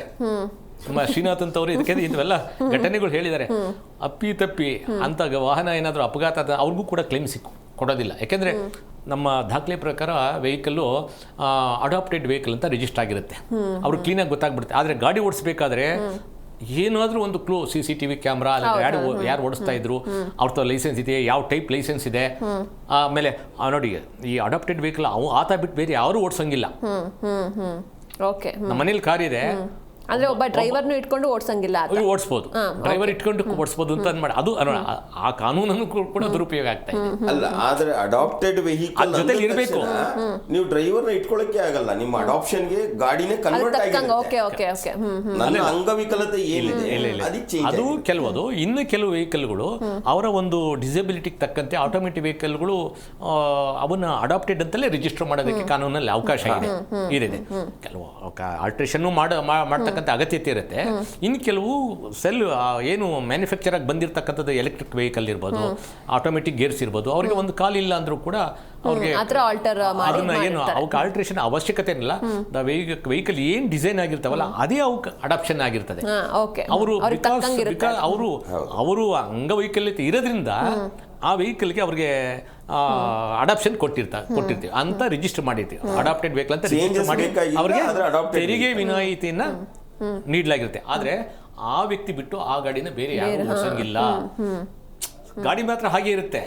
ಆದ್ರೆ the vehicle registered for the purpose totally different, for different ಪರ್ಸನ್ಗೆ, ಡಿಸೇಬಲ್ಡ್ ಪರ್ಸನ್ ಮಾಡಿರೋದ್ರಿಂದ ಅದೆಷ್ಟೇ ಗಾಡಿ ಅದಿದೆ. ನೀವು ಯಾವಾಗ ಓಡಿಸೋದು ಅಂದ್ರೆ ಅವ್ರ ಹೆಸರಿಂದ ನಿಮ್ಮ ಹೆಸರು ವರ್ಗಾವಣೆ ಮಾಡಿಕೊಂಡು ಟ್ಯಾಕ್ಸ್ ಕಟ್ಟಾದ್ಮೇಲೆ ಅದೇ ವಾಹನ ಬೇರೆ ಸಾಮಾನ್ಯರು ಓಡಿಸ್ಬೋದು.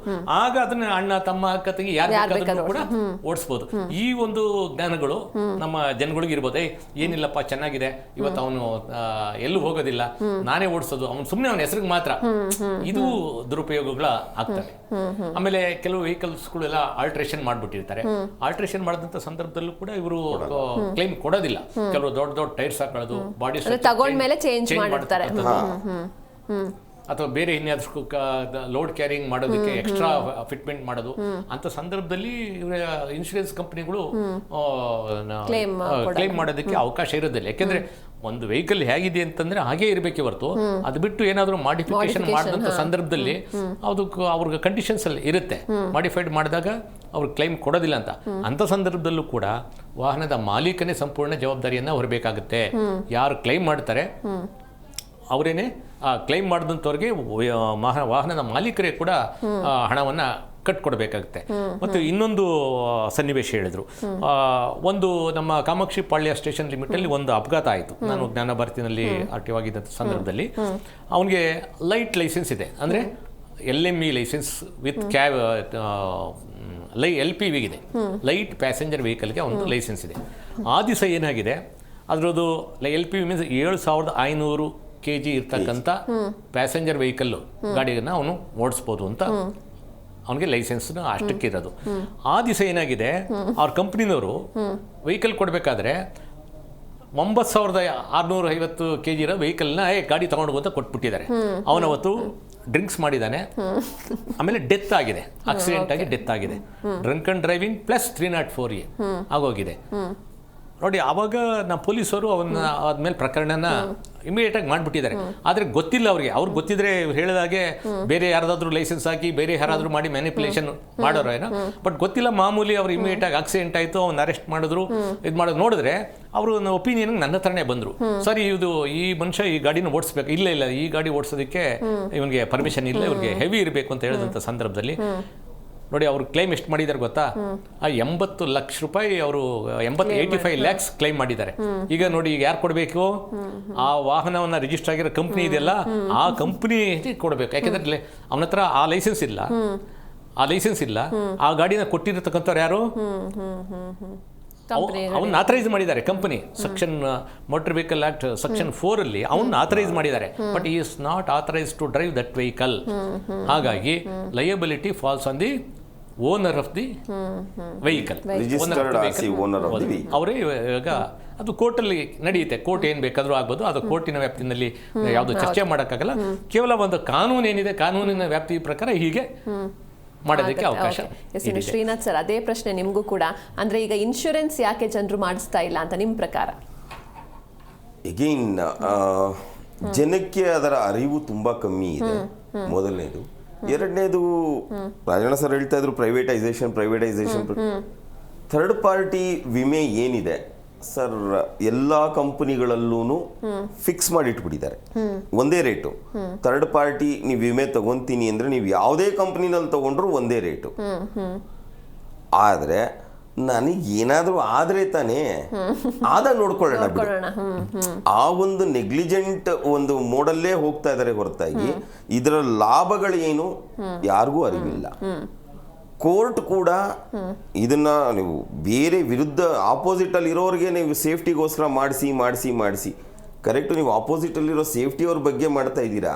ಫಸ್ಟ್ ನಮ್ಮ ಜನರಿಗೆ ಅರಿವು ಮೂಡಿಸಿ, ನಾಲೆಡ್ಜ್ ಕೊಡ್ಬೇಕು, ಅರಿವು ಮೂಡಿಸಿ. ಶ್ರೀನಾಥ್, ಈ ಒಂದು 10 ವರ್ಷದ ಹಿಂದೆ ಲೈಫ್ ಟೈಮ್ ಇನ್ಶೂರೆನ್ಸ್ ಅಂತ ಒಂದು ಇದಿತ್ತು. ಆಗ್ಲೇ ಶ್ರೀನಾಥ್ ಅವ್ರು ಹೇಳಿದ್ರು, ಇದ್ರ ಬದಲು ಒನ್ಸ್ ಪರ್ ಥರ್ಡ್ ಪಾರ್ಟಿ ಕೊಡೋದಾದ್ರೆ 15 ವರ್ಷ ಮಧ್ಯ ಜನಗಳಿಗೂ ತೊಂದರೆ ಇರೋದಿಲ್ಲ, ವೆಹಿಕಲ್ ಓನರ್ಸ್ಗೂ ಇದಿಲ್ಲ, ಒನ್ ಟೈಮ್ಗೆ ಮಾಡ್ಬಿಡಿ ಅಂತ ಹೇಳಿದ್ರು. ಅದನ್ನ ಯಾಕೆ ಅವಾಗ ಟರ್ಮಿನೇಟ್ ಮಾಡಿದ್ರು? ಇದ್ದಿದ್ದನ್ನ ಅದನ್ನೇ ಕಂಟಿನ್ಯೂ ಮಾಡಬಹುದಾಗಿದೆ. ಲೈಫ್ ಟೈಮ್ ಇನ್ಶೂರೆನ್ಸ್ ಅಂದ್ರೆ ಅದು ಫುಲ್ ಲೈಫ್ ಟೈಮ್. 15 ವರ್ಷ ವೆಹಿಕಲ್ ಲೈಫ್ ಕೊಟ್ಟಿರ್ತಾರೆ, ಅಲ್ಲಿನವರೆಗೂ ಥರ್ಡ್ ಪಾರ್ಟಿ ರಿಸ್ಕ್ ಏನಿಲ್ಲ. ನೀವು ಬೇಕಾದ್ರೆ ಕಾಂಪ್ರಮೈಸ್ ಇನ್ಶೂರೆನ್ಸ್ ನೀವು ಮಾಡಿಸ್ಕೊಳ್ಳಿ, ಬಿಟ್ಕೊಳ್ಳಿ, ಅದು ನಿಮ್ಮ ಒಂದು ಇದಕ್ಕೆ ಅದನ್ನ ಸ್ಟಾಪ್ ಮಾಡಿ ಈಗ 4 ವರ್ಷ 6 ವರ್ಷ ಈಗಲೇ 3, 5 ಇರ್ತಕ್ಕಂಥದ್ದನ್ನ ಇದೇನು ಒಂದೊಂದು ವರ್ಷದಲ್ಲಿ ಏನು what is the difference, what is the logic behind this? ಅದು ಇವಾಗ ಮೇಡಮ್ ಆ ಥರ ನೀವು ಆರ್ಡರ್ ಪಾಸ್ ಮಾಡೋದಾದ್ರೆ ನಾನು ಇನ್ನೊಂದು ಕ್ವಶನ್ ಕೇಳ್ತೀನಿ. ನಾನು ಪೆಟ್ರೋಲ್ ಬಂಕ್ ಹೋಗ್ತೀನಿ, ನನ್ನ ಗಾಡಿ ವಿಮೆ ಇದೆ ಇಲ್ಲ ಯಾರು ಫೈಂಡ್ ಔಟ್ ಮಾಡ್ತಾರೆ? ಎಷ್ಟು ಅಥೆಂಟಿಕ್ ಆಗಿ ಫೈಂಡ್ ಔಟ್ ಮಾಡ್ತೀರಾ? ಮಾನಿಟರ್ ಮಾಡೋದು ಹೆಂಗೆ ಅಂತ. ಹೌದು. ಎಸ್, ಈ ಬಗ್ಗೆ ಮತ್ತೆ ಮಾತಾಡ್ತಾ ಹೋಗೋಣ ಸರ್. ಮತ್ತೆ ಎಸ್, ನಮ್ಮ ದೇಶದಲ್ಲಿ ಎಲ್ಲದಕ್ಕೂ ಕಾನೂನಿದೆ, ಬಟ್ ಅದು ಜಾರಿ ಆಗ್ತಾ ಇಲ್ಲ.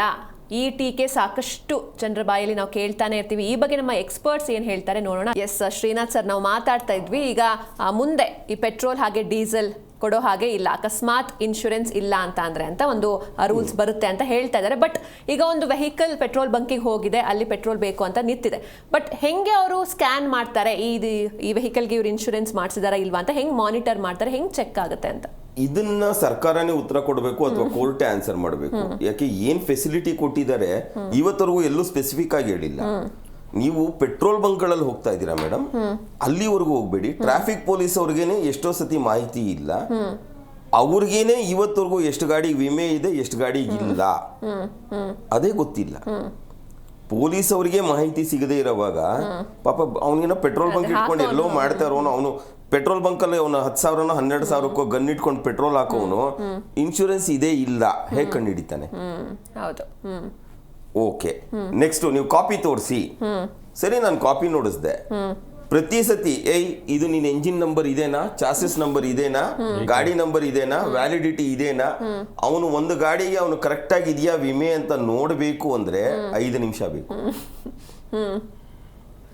ಎರಡನೇದು, ನಾವೇ ನಮ್ಮ ಥರ್ಡ್ ಪಾರ್ಟಿ ಕ್ಲೈಮ್ ಅಲ್ಲೇ ನಾವು ನೋಡಿರೋ ಹಂಗೆ ಎಷ್ಟೋ ವಿಮೆಗಳು ಎಡಿಟೆಡ್ ಕಾಪಿಗಳು ಬರ್ತಾ ಇದೆ, ಫೇಕ್ ಕಾಪೀಸ್ ಬರ್ತಾ ಇದೆ. ನಾನು ಅದನ್ನ ನೋಡಿಸ್ಬಿಟ್ಟು ವ್ಯಾಲಿಡ್ ಇನ್ಶೂರೆನ್ಸ್ ಅಂದ್ಬಿಟ್ಟು ಪೆಟ್ರೋಲ್ ಹಾಕಿಸ್ಕೊಂಡು ಹೋಗಲ್ಲ ಅನ್ನೋದಕ್ಕೆ ಏನ್ ಗ್ಯಾರಂಟಿ ಇದೆ?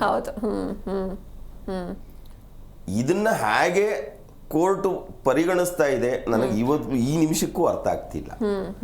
ಆರ್ಡರ್ ಪಾಸ್ ಮಾಡ್ತಾ ಇದೀವಿ, ಯೂಸ್ ಇಲ್ಲ. ಇವಾಗಲೂ ಮಾಹಿತಿಗಳೇ ನಮಗೆ ಸರಿಯಾಗಿ ಸಿಗಲ್ಲ, ಪೊಲೀಸ್ ಅವ್ರಿಗೆ ಮಾಹಿತಿ ಸರಿಯಾಗಿ ಸಿಗಲ್ಲ. ಆ ಗ್ಯಾಪ್ ಅನ್ನೇ ನಮಗೆ ಜಾಸ್ತಿ ಇರೋವಾಗ ಇದು ಅರ್ಥಹೀನ ಅಂತ ನನಗೆ ಅನ್ನಿಸ್ತಾ ಇದೆ ಮೇಡಮ್. ಇದಕ್ಕೆ ಸಂಬಂಧಪಟ್ಟಂತೆ ನೋಡಿ, ನೀವು ಹೇಳಿದ್ರೆ ಈ ಖಾಸಗೀಕರಣದ ಹುನ್ನಾರದ ಬಗ್ಗೆನೇ ನಾನು ಹೇಳಕ್ ಹೋಗ್ತೀನಿ. ನೀವು ಸರ್ಕಾರದ ಒಂದು ರಾಜಸ್ವದ ಬಗ್ಗೆ ಚಿಂತನೆ ಮಾಡ್ತಾರೆ. ನೀವು ಇನ್ಶೂರೆನ್ಸ್ ಕಂಪ್ನಿಗಳಿಗೆ ಪ್ರೀಮಿಯಂ ಹೋಗಬೇಕು, ಇನ್ಶೂರೆನ್ಸ್ ಇರಬೇಕು, ಬಟ್ ಫ್ರಂಟ್ ಲೈನ್ ಇಟ್ಕೊಂಡಿರೋದು ನಾವು ಒಂದು ಪಬ್ಲಿಕ್ ಒಂದು ಪ್ರೊಟೆಕ್ಷನ್ ಸಿಗಬೇಕು, ಸಾರ್ವಜನಿಕ ಒಂದು ಫೈನಾನ್ಷಿಯಲ್ ಪ್ರೊಟೆಕ್ಷನ್ ಸಿಗಬೇಕು ನನ್ನ ಫ್ರಂಟ್ ಲೈನಲ್ಲಿ ಇಟ್ಕೊಂಡಿದ್ದೀರಾ. ಬಟ್ ಬಿಹೈಂಡ್ ಇಟ್ ಬೇರೆ ಉದ್ದೇಶನೇ ಇದೆ, ಇರಲಿ, ತಪ್ಪೇನಲ್ಲ. ಯಾಕಂದ್ರೆ ಹಣ ಇಲ್ಲದೇ ಪಾಪ ಅವ್ರು ಮಾಡೋಕ್ಕಾಗೋದಿಲ್ಲ, ನಾನು ತಪ್ಪು ಅಂತ ಹೇಳೋದಿಲ್ಲ. ಅವ್ರಿಗೆ ಪ್ರೀಮಿಯಮ್ಮು ಬೇಕು, ಸಾರ್ವಜನಿಕರ ಮತ್ತು ಆಸ್ತಿ ಮತ್ತು ಜೀವದ ಪ್ರೊಟೆಕ್ಷನ್ ಬೇಕು. ಇದೇ ಇದನ್ನ ಒಂದು ವೆಹಿಕಲ್ಲು ಬಂಕ್ಗೆ ಹೋದಂಥ ಸಂದರ್ಭದಲ್ಲಿ ನಿಂದು ಟ್ಯಾಕ್ಸ್ ಇದೆಯಾ, ಪರ್ಮಿಟ್ ಇದೆಯಾ, FC ಇದೆಯಾ ಅಂತಲೇ ಇನ್ಶೂರೆನ್ಸ್ ನೋಡ್ಬೇಕಾದ್ರೆ ಇದನ್ನ ಯಾಕೆ ನೋಡಲ್ಲ, ಯಾಕೆ ಮ್ಯಾಂಡೇಟ್ ಮಾಡಬಾರ್ದು? ಅಂದ್ರೆ ಸರ್ಕಾರ ತನ್ನ ಹಿತಾಸಕ್ತಿಗಳನ್ನ ಬಿಟ್ಕೊಟ್ಬಿಟ್ಟು ಇನ್ಯಾರೋ ಮೂರನೇ ವ್ಯಕ್ತಿ, ಇದು ಖಾಸಗಿ ವ್ಯಕ್ತಿಯ ಒಂದು ಹಿತ ಕಾಪಾಡ್ತಾ ಇರೋದು ಸರಿನೇ? ತೆರಿಗೆ ನೋಡಿ, ಟ್ಯಾಕ್ಸ್ ಇಲ್ಲ, FC ಇಲ್ಲ, ನಿಮ್ದು ಪರ್ಮಿಟ್ ಇಲ್ಲ, ಇದೆಲ್ಲ ಇದ್ರೆ ಹಾಕ್ಬೋದಾ? ಇದನ್ನ ಯಾಕೆ ನೀವು ಪರಿಗಣನೆ ಮಾಡಲಿಲ್ಲ? ಸೇರಿಸ್ಬಿಡಿ, ಹೌದಲ್ವಾ? ಇಷ್ಟೆಲ್ಲ ಟೋಟಲಿ ಒಂದು ಸೊಸೈಟಿ ಮತ್ತು ಕಂಟ್ರೋಲ್ ಬರುತ್ತೆ. ಅವಾಗ ಯಾವುದು ಭೇದ ಭಾವ ಮಾಡಿದಾಗ ಆಗೋದಿಲ್ಲ. ಅವಾಗ ಸರ್ಕಾರಕ್ಕೆ ಏನು ಸಾರ್ವಜನಿಕರಿಂದ ವಂಚನೆ ಆಗುತ್ತೆ, ತಪ್ಪಿಸ್ಕೊಳ್ಳುತ್ತೆ ಅಂತ ರೆವಿನ್ಯೂಸ್ ಎಲ್ಲಾನು ಲೀಕ್ ಆಗುತ್ತೆ, ತಪ್ಪುತ್ತೆ. ಈಗ ಲೀಕೇಜ್ ಮಾಡತಕ್ಕಂಥ ಎಲ್ಲ ಟೈಮಲ್ಲೂ, ಆದರೆ ಅದರ ಪ್ರಮಾಣ ಗಣನೀಯವಾಗಿ ಕಡಿಮೆ ಆಗುತ್ತೆ. ನೀವು ಕೇವಲ ಇನ್ಶೂರೆನ್ಸ್ ಮಾತ್ರ ಯಾಕೆ ಸೀಮಿತ ಮಾಡ್ತೀರಾ? ಅದು ನೋಡಿದ್ರೆ ಎಲ್ಲ ಒಂದು ಬಯಾಸ್ ಬಹಳ ಸ್ಪಷ್ಟವಾಗಿ ಕಾಣ್ತಾ ಇದೆ. ಆಮೇಲೆ ನಾವೆಲ್ಲ ಇಷ್ಟೆಲ್ಲ ಹೇಳ್ತೀವಲ್ಲ, ಸುರಕ್ಷತೆ, ನಾವು ಅಪಘಾತ ಆಯಿತು, ಏನೋ ಕಳ್ಕೊಂಡು, ಆಸ್ತಿ ಕಳ್ಕೊಂಡು, ಜೀವ ಕಳ್ಕೊಂಡು, ಅವಾಗ ನಾವು ಇಲ್ಲಿ ಲಕ್ಷಾಂತರ ಕೋಟ್ಯಾಂತರ ನಾವು ಪರಿಹಾರ ಕೊಡ್ತೀವಿ ಅನ್ನೋದ್ರ ಬದಲು prevention is better then cure ಅನ್ನೋ ಥರದಲ್ಲಿ ನೀವು ಸೆಕ್ಷನ್ 215B ನಲ್ಲಿ ನ್ಯಾಷನಲ್ ರೋಡ್ ಸೇಫ್ಟಿ ಬೋರ್ಡ್ ಅಂತ ಒಂದು ಇದಿದೆ. ಈ ನ್ಯಾಷನಲ್ ರೋಡ್ ಸೇಫ್ಟಿ ಬೋರ್ಡ್ ಅನ್ನೋದು ಬರೀ ಪುಸ್ತಕದಲ್ಲಿದೆ ಹೊರತು ಇಂಥವರೆಗೂ ಅದು ಫಾರ್ಮ್ ಆಗಿಲ್ಲ, ಅದಕ್ಕೆ ಏನೂ ಕೆಲಸ ಮಾಡ್ತಾ ಇಲ್ಲ. ಮತ್ತು ರಸ್ತೆ ಸುರಕ್ಷತೆ ಪ್ರಾಧಿಕಾರ ಅಂತ ಹೊಂದಿಟ್ಕೊಂಡಿದ್ದಾರೆ, ಮತ್ತು ಕಮಿಷನ್ ಏನೇನೋ ಬಾಡಿಗಳು ಇಟ್ಕೊಂಡಿದ್ದಾರೆ. ಅವು ಯಾವೂ ಕೂಡ ಬರೀ ಸುಮ್ಮನೆ ಒಂದು ಚಿಕ್ಕ ಚಿಕ್ಕ ಬಾಡಿಯಾಗಿ ಸುಮ್ಮನೆ ಸರ್ಕಾರದ ಒಂದು ಇದನ್ನ ದುಡ್ಡು ತಿಂತಾ ಇದ್ದಾರೆ ಹೊರತು ಸಾರ್ವಜನಿಕರಿಗೆ ಅದೊಂದು ಬಾಡಿ ಇದೆ, ಅದೊಂದು ಬೋರ್ಡ್ ಇದೆ, ಅದ್ರ ಫಂಕ್ಷನ್ಸ್ ಇದ್ರು, ಅದ್ರ ಸ್ಟ್ರಕ್ಚರ್ ಇದು ಅನ್ನೋದು ಯಾರಿಗೂ ಗೊತ್ತಿಲ್ಲ. ಅವು ಏನು ಮಾಡ್ತಾ ಇಲ್ಲ.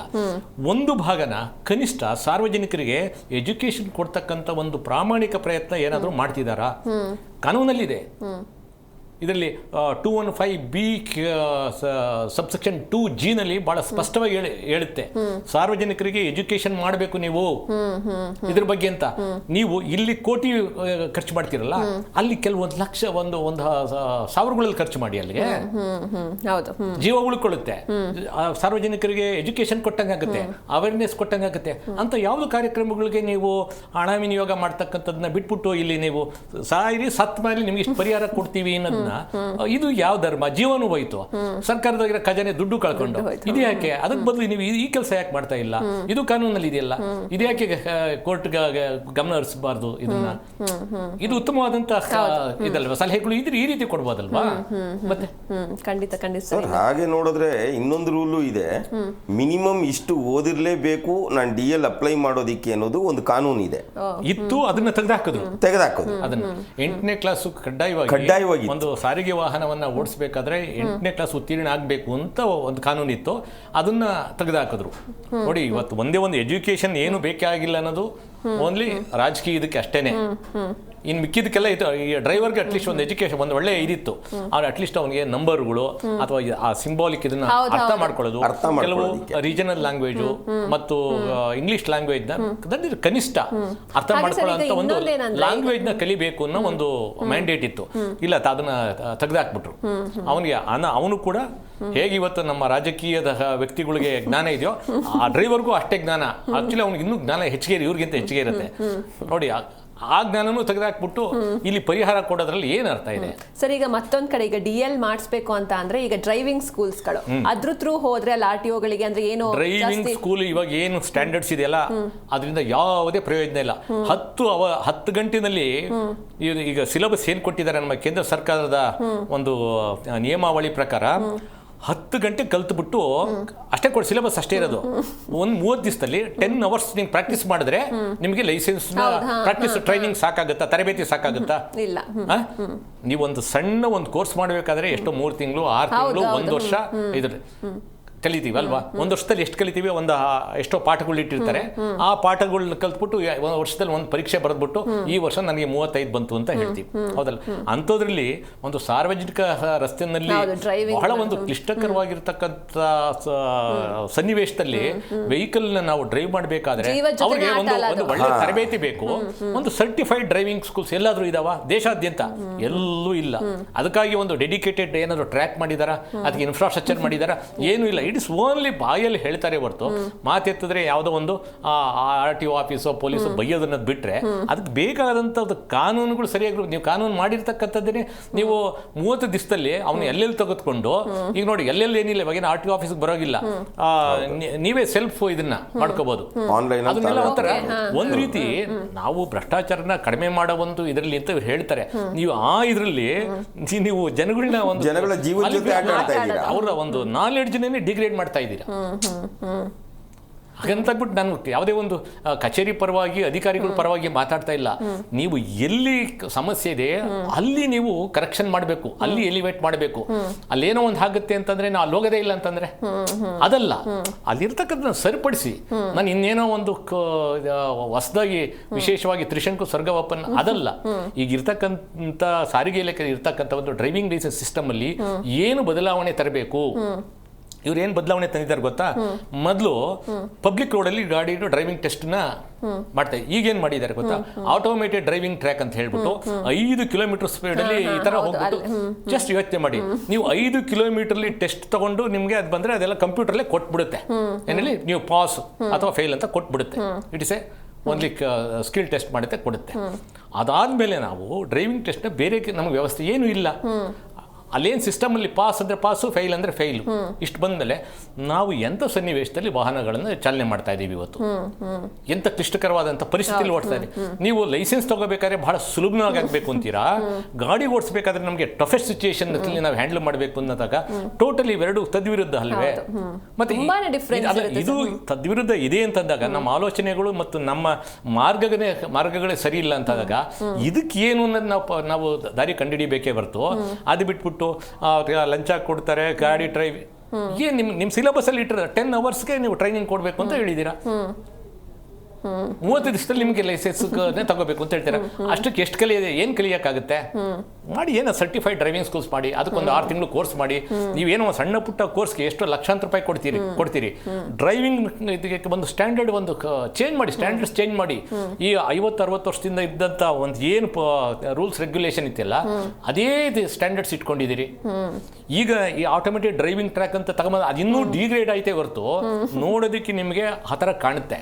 ಏನೋ ನಾವು ಎಲೆಕ್ಟ್ರಾನಿಕ್ ಸಿಸ್ಟಮು ನಮಗೆ ಕ್ಯಾಮ್ರಾ ಬಯಾಸು ಎಲ್ಲ ಮಾಡಿದ್ದೀವಿ ಅಂತ, ಬಟ್ ನಿಮ್ಗೆ ಅಲ್ಲಿ ಏನು ಕೆಪಾಸಿಟೀಸ್ ಏನಿದೆ? ನಿಮಗೆ ಡ್ರೈವಿಂಗ್ ಕೆಪಾಸಿಟೀಸ್ ಏನೂ ಇಲ್ಲ. ಇನ್ನೂ ಒಂದು ರೀತಿ ಡಿಗ್ರೇಡ್ ಮಾಡ್ದಂಗೆ. ನೋಡಿ, ನೀವು ಸಾರ್ವಜನಿಕ ರಸ್ತೆಯಲ್ಲಿ ಒಬ್ಬರಿಗೆ ಗಾಡಿ ತಗೊಂಡೋಗಿ ನೀವು ಓಡಿಸ್ಕೊಂಬನಿಂದಾಗ ನಿಮ್ಗೆ ಧೈರ್ಯ ಇರುತ್ತಾ? ಬರಲಿಲ್ಲ ಅಂದರೆ ಇಲ್ಲ. ಅದೇ ನಿಮ್ಗೆ ಯಾರು ಇಲ್ಲ. ಒಂದು ಚಾನಲ್ ಮಾಡಿಬಿಟ್ಟು ನೋಡಿ, ಒಂದು ಚಾನಲ್ ಒಳಗಡೆ ಗೋಲಿ ಹಾಕಿದ್ರೆ ಆ ಗೋಲಿ ಪಾಸಾಗಿ ಈ ಕಡೆ ಬರುತ್ತೆ ಅಷ್ಟೇ ಮಾಡಿ. ಆ ಥರ ಡ್ರೈವಿಂಗ್ ಇದಾಗಿದೆ. ಬಟ್ ಇದನ್ನೆಲ್ಲ ನಾವು ದೊಡ್ಡದಾಗಿ ನಾವು ನಮ್ಮ ಡ್ರೈವಿಂಗ್ ಸ್ಕಿಲ್ಸ್ನೆಲ್ಲ ನಾವು ಎಲಿವೇಟ್ ಮಾಡಿದ್ದೀವಿ, ಜಾಸ್ತಿ ಮಾಡಿದ್ದೀವಿ ಅಂತ ಹೇಳ್ಕೊಳ್ಳೋದ್ರಲ್ಲಿ ಜನ ಯೋಚನೆ ಮಾಡಬೇಕು. ಅವ್ರಿಗೆ ಒಬ್ಬೊಬ್ಬರು ದೃಷ್ಟಿಕೋನದಲ್ಲಿ ಏನೇ ಇರ್ಬೋದು. ನಾನು ಹೇಳ್ತೀನಿ, it is only A part of test ಅಂತ ಹೇಳಿ. ಅದು ಒಂದು ಪರೀಕ್ಷೆಯ ಒಂದು ಭಾಗ ಅಂತ ತಗೋಬೋದೇ ಹೊರತು ಸಂಪೂರ್ಣ ಲೈಸೆನ್ಸ್ ಕೊಡೋದಕ್ಕೆ ಖಂಡಿತವಾಗ್ಲೂ ಅದು ಪರಿಪೂರ್ಣವಾದಂತ ಒಂದು ಪರೀಕ್ಷಾ ವಿಧಾನ ಅಲ್ಲವೇ ಅಲ್ಲ. Correct sir. ಇನ್ನು ಶ್ರೀನಾಥ್ ಸರ್, ಈಗ ನಾನು ಆಗ್ಲೇ ಹೇಳಿದೆ ನಮ್ಮ ದೇಶದಲ್ಲಿ ಎಲ್ಲದಕ್ಕೂ ಕಾನೂನಿದೆ, ಬಟ್ ಇಂಪ್ಲಿಮೆಂಟೇಷನ್ ಆಗ್ತಾ ಇಲ್ಲ ಅನ್ನೋ ಟೀಕೆ ಇದೆ. ಇದ್ರ ಬಗ್ಗೆ ಏನು ಹೇಳ್ತೀರಾ ಸರ್? ಅದು ಎಲ್ಲ ಕಡೆ ಕಾಣಿಸ್ತಾ ಇರೋದೆ. ನೀವು ಇದೇ ಥರ್ಡ್ ಪಾರ್ಟಿ ಕ್ಲೈಮ್ ನೀವೇನು ಕೇಳ್ತಾ ಇದ್ದೀರಾ, ಕೆಲವು ಕಾನೂನು ಅಧಿಕಾರಿಗಳೇ ಇದರಲ್ಲಿ ಇನ್ವಾಲ್ವ್ ಆಗಿರುವಂಥದ್ದು ಎಷ್ಟೋ ನನಗೆ ಗಮನಕ್ಕೆ ಬಂದಿದೆ. ಮೊನ್ನೆ ಹೇಳ್ಬೇಕು, ಇವಾಗ ಥರ್ಡ್ ಪಾರ್ಟಿ ಕ್ಲೈಮು ಆಪೋಸಿಟಲ್ಲಿ ಇರೋರಿಗೆ ನೀವು ಸೇಫ್ಟಿ, ನಾನು ಅದಕ್ಕೋಸ್ಕರ ಕಾನೂನು ಮಾಡ್ತಾ ಇದ್ದೀನಿ. ಆದರೆ ಆಕ್ಸಿಡೆಂಟ್ ಆದ ಸಮಯದಿಂದ ಕೋರ್ಟ್ ಹಿಯರಿಂಗ್ ಮುಗಿಯೋವರೆಗೂ ಮಧ್ಯದಲ್ಲಿರೋ ಎಲ್ಲ ಅಧಿಕಾರಿಗಳೂ ಶಾಮೀಲಾಗಿರ್ತಾರೆ. ಅದನ್ನು ನಾವೇ ಪ್ರೂವ್ ಮಾಡ್ತೀವಿ. ಆದರೆ ಆ ಅಧಿಕಾರಿಗಳ ವಿರುದ್ಧ ಅಥವಾ ಆ ವಕೀಲರ ವಿರುದ್ಧ ಏನೂ ಇದಿರಲ್ಲ, ಕಾನೂನು ಕ್ರಮ ಇರಲ್ಲ. ಪ್ರೂವ್ ಆದ್ರೂ ಇಲ್ಲ. ಈಗ ಒಂದು 3 ತಿಂಗಳ ಹಿಂದೆ ಒಂದು ವಿಮೆ ಕಂಪನಿಯಿಂದ ನಾವೇ ಇನ್ವೆಸ್ಟಿಗೇಷನ್ ಮಾಡಿದಾಗ ನಮ್ಮ ಪಕ್ಕದ ಜಿಲ್ಲೆ ಮೈಸೂರಲ್ಲಿ 56ರಿಂದ 60 ಕೇಸು ಕೋರ್ಟಿಂದ ನಾವು ವಿಡ್ರಾ ಮಾಡಿಸಿದ್ದೀವಿ. ಫ್ರಾಡಲೆಂಟ್ ಕ್ಲೈಮ್ ಅಂತಾನೆ ಪ್ರೂವ್ ಮಾಡಿದ್ದೀವಿ. ಕೋರ್ಟಿಂದಾನೇ ವಕೀಲರೇ ವಾಪಸ್ ತಗೊಂಡಿದ್ದಾರೆ. ಆ ವಕೀಲರ ವಿರುದ್ಧ ಏನು ಕಾನೂನು ಕ್ರಮ ಅದರಲ್ಲಿ ಶಾಮೀಲಾಗಿದೆ. FIR ಆದಾಗಿಂದಾನು ಸ್ಟಾರ್ಟ್ ಆಗುತ್ತೆ ನಿಮಗೆ. ಓಕೆ, ಮೊನ್ನೆ ನನಗೆ ಯಾವುದೋ ಒಂದು ಬಂದಿದೆ, ಪೊಲೀಸರು ನಾವೇನು ಮಾಹಿತಿ ಕೊಡ್ತೀವಿ ಅದೇ ಸರಿ ಅಲ್ಲ. ಹಾಗಾದ್ರೆ ಅವರು ತನಿಖೆ ಏನು ಮಾಡ್ತಾ ಇದ್ದಾರೆ? ಅವ್ರಿಗಿರೋ ಅಧಿಕಾರ ನನಗಿರಲ್ಲ. ಹೌದು. ಕಾನೂನು ಪ್ರಕಾರ ಅವ್ರ ಅಧಿಕಾರಿಗಳು, ಅವ್ರಿಗಿರೋ ಅಧಿಕಾರ ನನಗಿಲ್ಲ. ಆದರೆ ನಾನು ಅದೇ ಜಾಗಕ್ಕೆ ಹೋದಾಗ ನನಗೆ ಸಿಗೋ ತನಿಖೆಯಲ್ಲಿ ಸಿಗುವಂತ ಎವಿಡೆನ್ಸ್ಗಳು ಅವ್ರಿಗೆ ಯಾಕೆ ಸಿಗಲ್ಲ? ಹೌದು. ಹಾಗಾದ್ರೆ ಯಾರು ತಪ್ಪು ಮಾಡ್ತಾ ಇದ್ದಾರೆ? ಕಾನೂನು ಪಾಲಿಸ್ತಿಲ್ಲ ಅಲ್ಲ, ಕಾನೂನು ಪಾಲಿಸಬೇಕಾಗಿರೋರೇ ಇದರಲ್ಲಿ ಇನ್ವಾಲ್ವ್ ಆಗ್ತಾರೆ. ನಮ್ಮನ್ನ ಆಳಬೇಕಾಗಿರೋ ರಾಜಕಾರಣಿಗಳೇ ಎಷ್ಟೋ ನಮ್ಮ ಹತ್ರ ಫ್ರಾಡುಲೆಂಟ್ ಕ್ಲೇಮಲ್ಲಿ ಸಿಗಾಕೊಂಡಿದ್ದಾರೆ. ಇನ್ವಾಲ್ವ್ ಆಗಿದ್ರೆ ಅವ್ರಿಗೇನು ಶಿಕ್ಷೆ ಇಲ್ಲ, ಆಮೇಲೆ ಶಿಕ್ಷೆ ಇಲ್ಲ. ವಕೀಲರಿಂದ ಸ್ಟಾರ್ಟ್ ಇದು, ವಕೀಲರು ಇನ್ವಾಲ್ವ್ ಆಗಿದ್ದಾರೆ. ಯಾಕೆ? ವಕೀಲರಿಗೆ ಹೋದಾಗ ಥರ್ಡ್ ಪಾರ್ಟಿ ಕ್ಲೈಮ್ ಅಂದ ತಕ್ಷಣ ಅವರಿಗೆ ಫೀಸ್ ಅಲ್ಲ. ಒಂದು ಹಿಯರಿಂಗ್ಗೆ ಇಷ್ಟು ಫೀಸ್ ಅಂತ ಮಾತಾಡ್ತಾರೆ ಬೇರೆ ಕೇಸ್ ಆದ್ರೆ. ಥರ್ಡ್ ಪಾರ್ಟಿ ಕ್ಲೈಮ್ ಅಂತ ಬಂದಾಗ ಪರ್ಸೆಂಟೇಜ್ ಈಗ ನೋಡ್ಬಿಟ್ಟು ಪರ್ಸೆಂಟೇಜ್ ಅಂತಾರೆ. ಓಕೆ, ಅಂದ್ರೆ ಪರ್ಸೆಂಟೇಜ್ ಅಂದ್ರೆ ಯಾವ ರೀತಿ ಸರ್? ಎಷ್ಟು ಟೋಟಲ್ ಕ್ಲೇಮ್ ಅಮೌಂಟ್ ಕಾಂಪನ್ಸೇಷನ್ ಏನು ಬರುತ್ತೆ, ಕಾಂಪನ್ಸೇಷನ್ ಅಲ್ಲಿ 20%, 30%. ಇವತ್ತು ಮಾರ್ಕೆಟ್ ಅಲ್ಲಿ ನಡೀತಾ ಇರೋದು 30%. ಓಕೆ, ಪರ್ಸೆಂಟೇಜ್ ಲೆಕ್ಕ. ಎಷ್ಟೋ ವಕೀಲರು ಥರ್ಡ್ ಪಾರ್ಟಿ ಡೆತ್ ಆಗಿದೆ, ನೀನ್ ಬೇರೆ ವಕೀಲರ ಹತ್ರ ಹೋಗ್ಬೇಡ, ನನ್ನ ಹತ್ರನೇ ಬಾ, ಬಡವ ಆಗಿದಾನ ನೋಡ್ತಾರೆ. ನೋಡಿ ಅವನ ಶವ ಸಂಸ್ಕಾರದಿಂದ ಹಿಡಿದು ಎಲ್ಲಾನು ಇವರೇ ಖರ್ಚು ಮಾಡಿ ಅಪೀಲ್ ಸೈನ್ ಮಾಡಿಸ್ಕೊಂಡು ಹೋಗ್ತಾರೆ. ಕ್ಲೇಮ್ ಆಗೇ ಆಗುತ್ತೆ ಅನ್ನೋ ಕಾನ್ಫಿಡೆನ್ಸ್ ಇದ್ರೆ ಆ ಕೇಸ್ ಕಾಂಟ್ರಾಕ್ಟ್ ಫಾರ್ ಕ್ಲೇಮ್. ವಕೀಲರ ದುಡ್ಡು ಕೊಟ್ಟು ಶವ ಸಂಸ್ಕಾರ ಮಾಡಿಸಿ ನಂತರ ಬಂದು ಬಾಮ್ಮ ಕೋರ್ಟಲ್ಲಿ ಫೈಲ್ ಮಾಡೋಣ ಅಂತ ಕರ್ಕೊಂಡು ಹೋಗಿರೋದು ಎಷ್ಟೋ ಕೇಸ್ಗಳು ನಮ್ಮ ಹತ್ರ ಇದೆ. ಇದು ಯಾವ ರೀತಿಯ ಕಾನೂನು? ಜನರು ಪಾಲಿಸ್ತಿಲ್ಲ ಅನ್ನೋದು ಬೇರೆ, ಪಾಲಿಸ್ಬೇಕಾದವರೇ ಈ ತರ ಮಾಡಿದಾಗ ಅವ್ರಿಗೇನು ಶಿಕ್ಷೆ? ಹೌದು ಸರ್, ಕರೆಕ್ಟ್. ಎಸ್, ಇನ್ನು ರಾಜಣ್ಣ ಸರ್, ಇದಕ್ಕೆ ಸಂಬಂಧ ಅಪಘಾತಗಳ ತನಿಖೆ ವಿಧಾನ ಇದೆಯಲ್ಲ, ಈಗ ಯಾವುದೇ ಕ್ಲೈಮ್ ಆಗಬೇಕಾದ್ರೆ ತನಿಖೆ ಸರಿಯಾಗಿರಬೇಕು. ತನಿಖೆ ವಿಧಾನದಲ್ಲೇ ಸಾಕಷ್ಟು ನ್ಯೂನತೆಗಳಿದ್ದಾವೆ. ಈಗ ಥರ್ಡ್ ಪಾರ್ಟಿ ಇದೆ ಅಂತಂದರೆ ಯಾರು ಥರ್ಡ್ ಪಾರ್ಟಿ, ಈಗ ಒಂದು ಗಾಡಿಗೆ ಇನ್ಶೂರೆನ್ಸ್ ಇರುತ್ತೆ, ಇನ್ನೊಂದು ಗಾಡಿಗೆ ಇರೋದಿಲ್ಲ. ಯಾರ ಮೇಲೆ ಇದನ್ನು ಮಾಡ್ತೀರಾ ನೀವು? ತಪ್ಪು ಯಾರಿರುತ್ತೆ ಸರಿ ಅದನ್ನು ನೋಡೋದೇ ಇಲ್ಲ. ಯಾವುದಕ್ಕೆ ಇಲ್ಲಿ ಏನಾಗಿದೆ, ಅಪಘಾತಗಳ ತನಿಖೆ ಏನೋ ಒಂದು ಅಯ್ಯೋ ಪಾಪ ಅಂತ ಹೇಳ್ಬಿಟ್ಟು ಯಾರೋ ಒಬ್ರಿಗೆ ಡಿಸೀಸ್ಡ್ಗೆ ಹೆಲ್ಪ್ ಮಾಡ್ತಕ್ಕಂಥ ಒಂದು ಪ್ರೊಸೀಜರ್ ಆಗೋಗ್ಬಿಟ್ಟಿದೆ. ರಿಯಾಲಿಟಿನಲ್ಲಿ ಸರಿ ತಪ್ಪು ಫೈನಲ್ ಆಗ್ತಾ ಇಲ್ಲ. ನೀವು ತಪ್ಪು ದಾರಿನಲ್ಲೇ ಬಂದು ಅಪಘಾತ ಮಾಡಿ ಇನ್ನೊಬ್ಬರಿಗೆ ನೀವೇನೇ ಮಾಡಿದ್ರು ಕೂಡ ಆಗಿ ಈಗ ಅವನೇ ಪ್ರಾಣ ಕಳ್ಕೊಂಡ್ರು ಕೂಡ ತಪ್ಪು ಮಾತ್ರ ಇನ್ನು ಸರಿಯಾಗಿದ್ದೊಂದೇ ಅಂತ ಅನ್ನೋ ಥರದಲ್ಲೇ ಇವತ್ತು ತನಿಖೆಗಳು ಮಾಡ್ತಾರೆ. ಅದು ಆಗಬಾರ್ದು. ಅದು ಆಗ್ತಾ ಇರೋದ್ರಿಂದಲೇ ಅವ್ರು ಯಾಕೆ ಮಾಡ್ತಾರೆ ಅಂದರೆ ಕೇವಲ ಮಾನವೀಯ ದೃಷ್ಟಿಯಿಂದ ಒಂದು ಅವರಿಗೆ ಒಂದು ಹಣಕಾಸಿನ ಒಂದು ಸವಲತ್ತು ಸಿಗ್ಲಿ ಅನ್ನೋದು ಅಷ್ಟೇನೆ, ಅದನ್ನ ಅವರು ಪ್ರೈಮ್ ಇಟ್ಕೊಳ್ತಾರೆ. ಬಟ್ ಅವರು ಅದನ್ನ ಇಟ್ಕೊಂಡಿರೋದ್ರಿಂದ ಇಲ್ಲಿ ನಮಗೆ ನೀತಿ ನಿಯಮಗಳನ್ನ ರೂಪಿಸಬೇಕಾದ್ರೆ ಸ್ಟ್ಯಾಟಿಸ್ಟಿಕ್ಸ್ ಹೋಗ್ಬೇಕಾದ್ರೆ ಬೇರೆನೇ ಹೋಗುತ್ತೆ. ಸರಿ ತಪ್ಪು ಅನ್ನೋದ್ರ ಮೇಲೆ ಡಿಸೈಡ್ ಆಗಲ್ಲ. ಹೌದು. ಇವ್ರಿಗೆ ಪರಿಹಾರ ಕೊಡಿಸ್ಬೇಕು, ಇದಕ್ಕೆ ಬೇಕಾದಂಥ ಒಂದು ಸಲಕರಣೆಗಳೇನು, ಅನುಕೂಲಗಳೇನು, ಕಾನೂನು ಬಿಟ್ಬಿಟ್ಟು ಬೇರೆ ಇನ್ನೇನಾದರೂ ಅವ್ರಿಗೆ ಸಹಾಯ ಮಾಡ್ತಕ್ಕಂಥದ್ದು. ಸಹಾಯ ಮಾಡಿದಕ್ಕೆ ಅವರು ಪ್ರತಿ ಸಹಾಯನೂ ಕೂಡ ಬಹಳ ಸಹಜವಾಗಿ ತೆಗೆದುಕೊಳ್ತಕ್ಕಂಥ ಒಂದು ವಿಧಾನ ಇದೆ. ತನಿಖಾ ವಿಧಾನದಲ್ಲಿ ಬಹಳಷ್ಟು ಬದಲಾವಣೆ ಆಗಬೇಕು. ಎಷ್ಟೋ ವಿಧಾನದಲ್ಲಿ ಇಲ್ಲಿ ಮೇಜರು ಇಲ್ಲಿರ್ತಕ್ಕಂಥದ್ದು ತನಿಖಾಧಿಕಾರಿಗಳು, IO ಅಂದರೆ ಪೊಲೀಸವರು ನೆಕ್ಸ್ಟ್ ಅವರು ಡಾಕ್ಟ್ರಿನ ಒಂದು ಎಕ್ಸ್ಪರ್ಟ್ ಒಪಿನಿಯನ್ ತಗೊಳ್ತಾರೆ. ಮೋಟಾರ್ ವೆಹಿಕಲ್ ಇನ್ಸ್ಪೆಕ್ಟರ್ RTO ಇಂದ ಅವರು ಒಪಿನಿಯನ್ ತಗೊಳ್ತಾರೆ. ಇಲ್ಲಿ ಇವರು ಕೂಡ ಡಾಕ್ಟರ್ ಇರ್ಬೋದು ಮತ್ತು RTO ಡಿಪಾರ್ಟ್ಮೆಂಟ್ ಇರ್ಬೋದು, ಅವನ್ನ ವೆಹಿಕಲ್ಗಳನ್ನ ಸರಿಯಾಗಿ ನೋಡಿ ಇನ್ಸ್ಪೆಕ್ಟ್ ಮಾಡಬೇಕು. ಆದರೆ ಇವರು ಗಾಯಾಳುಗಳನ್ನ ಸರಿಯಾಗಿ ಪರಿಶೀಲನೆ ಮಾಡಿ ವರದಿಗಳು ಕೊಡಬೇಕು. ಕೋರ್ಟಲ್ಲಿ ನಾವು ಎವಿಡೆನ್ಸ್ ಹೋದಂಥ ಸಂದರ್ಭದಲ್ಲಿ ನಮಗೆ ಬಹಳ ಸ್ಪಷ್ಟವಾಗಿ ಗೊತ್ತಾಗುತ್ತೆ, ನಾನು ಈ ಗಾಡಿ ನೋಡಿದ್ದೀನ ಇಲ್ವಾ, ಅಥವಾ ಅಲ್ಲಿ ನಮಗೆ ಅಪೋಸಿಟ್ ಲಾಯರ್ಸ್ ನಮ್ಮನ್ನು ಕ್ರಾಸ್ ಎಕ್ಸಾಮಿನೇಷನ್ ಮಾಡ್ತಾರೆ. ಬಹಳ ಸ್ಪಷ್ಟವಾಗಿ ನಮಗೆ ನಾವು ಸರಿಯಾಗಿ ನಾವು ಖುದ್ದು ನೋಡಿ ನಾವು ಪರಿಶೀಲನೆ ಮಾಡಿ ವರದಿ ಕೊಟ್ಟಿದ್ದೀವಾ ಅನ್ನೋದ್ರ ಮೇಲೆ ಅಲ್ಲಿ ನಮ್ಗೆ ಆತ್ಮಸಾಕ್ಷಿನ ನಾವು ಪರೀಕ್ಷೆ ಮಾಡ್ಕೊಳ್ಬೇಕಾಗುತ್ತೆ. ಅಲ್ಲಿ ಏನು ಮಾಡ್ತಾರೆ, ಎಲ್ಲ ಒಂಥರ ಗೋಜಲು ಮಾಡಿಬಿಡ್ತಾರೆ. ಯಾವಾಗ ನಿಮಗೆ ಗೋಜಲು ಮಾಡಲಿ, ನಿಮಗೆ ಸರಿ ತಪ್ಪನ್ನ ಏನೂ ಲಾಸ್ಟ್ ಕೇನಲ್ಲಿ benefit of doubt goes to accused. ಇದು ಕೊನೆಗೆ ನ್ಯಾಯ ಎಲ್ಲಿ ನಿಂತ್ಕೊಳ್ಳುತ್ತೆ ಅಂತಂದ್ರೆ ಬಹುತೇಕ ಪ್ರಕರಣಗಳಲ್ಲಿ ಅಂತ್ಯ ಆಗುತ್ತೆ, ಲಾಸ್ಟ್ಗೆ ಏನೋ ಒಂದಿಷ್ಟು ದಂಡ ಕಟ್ಟೋದು.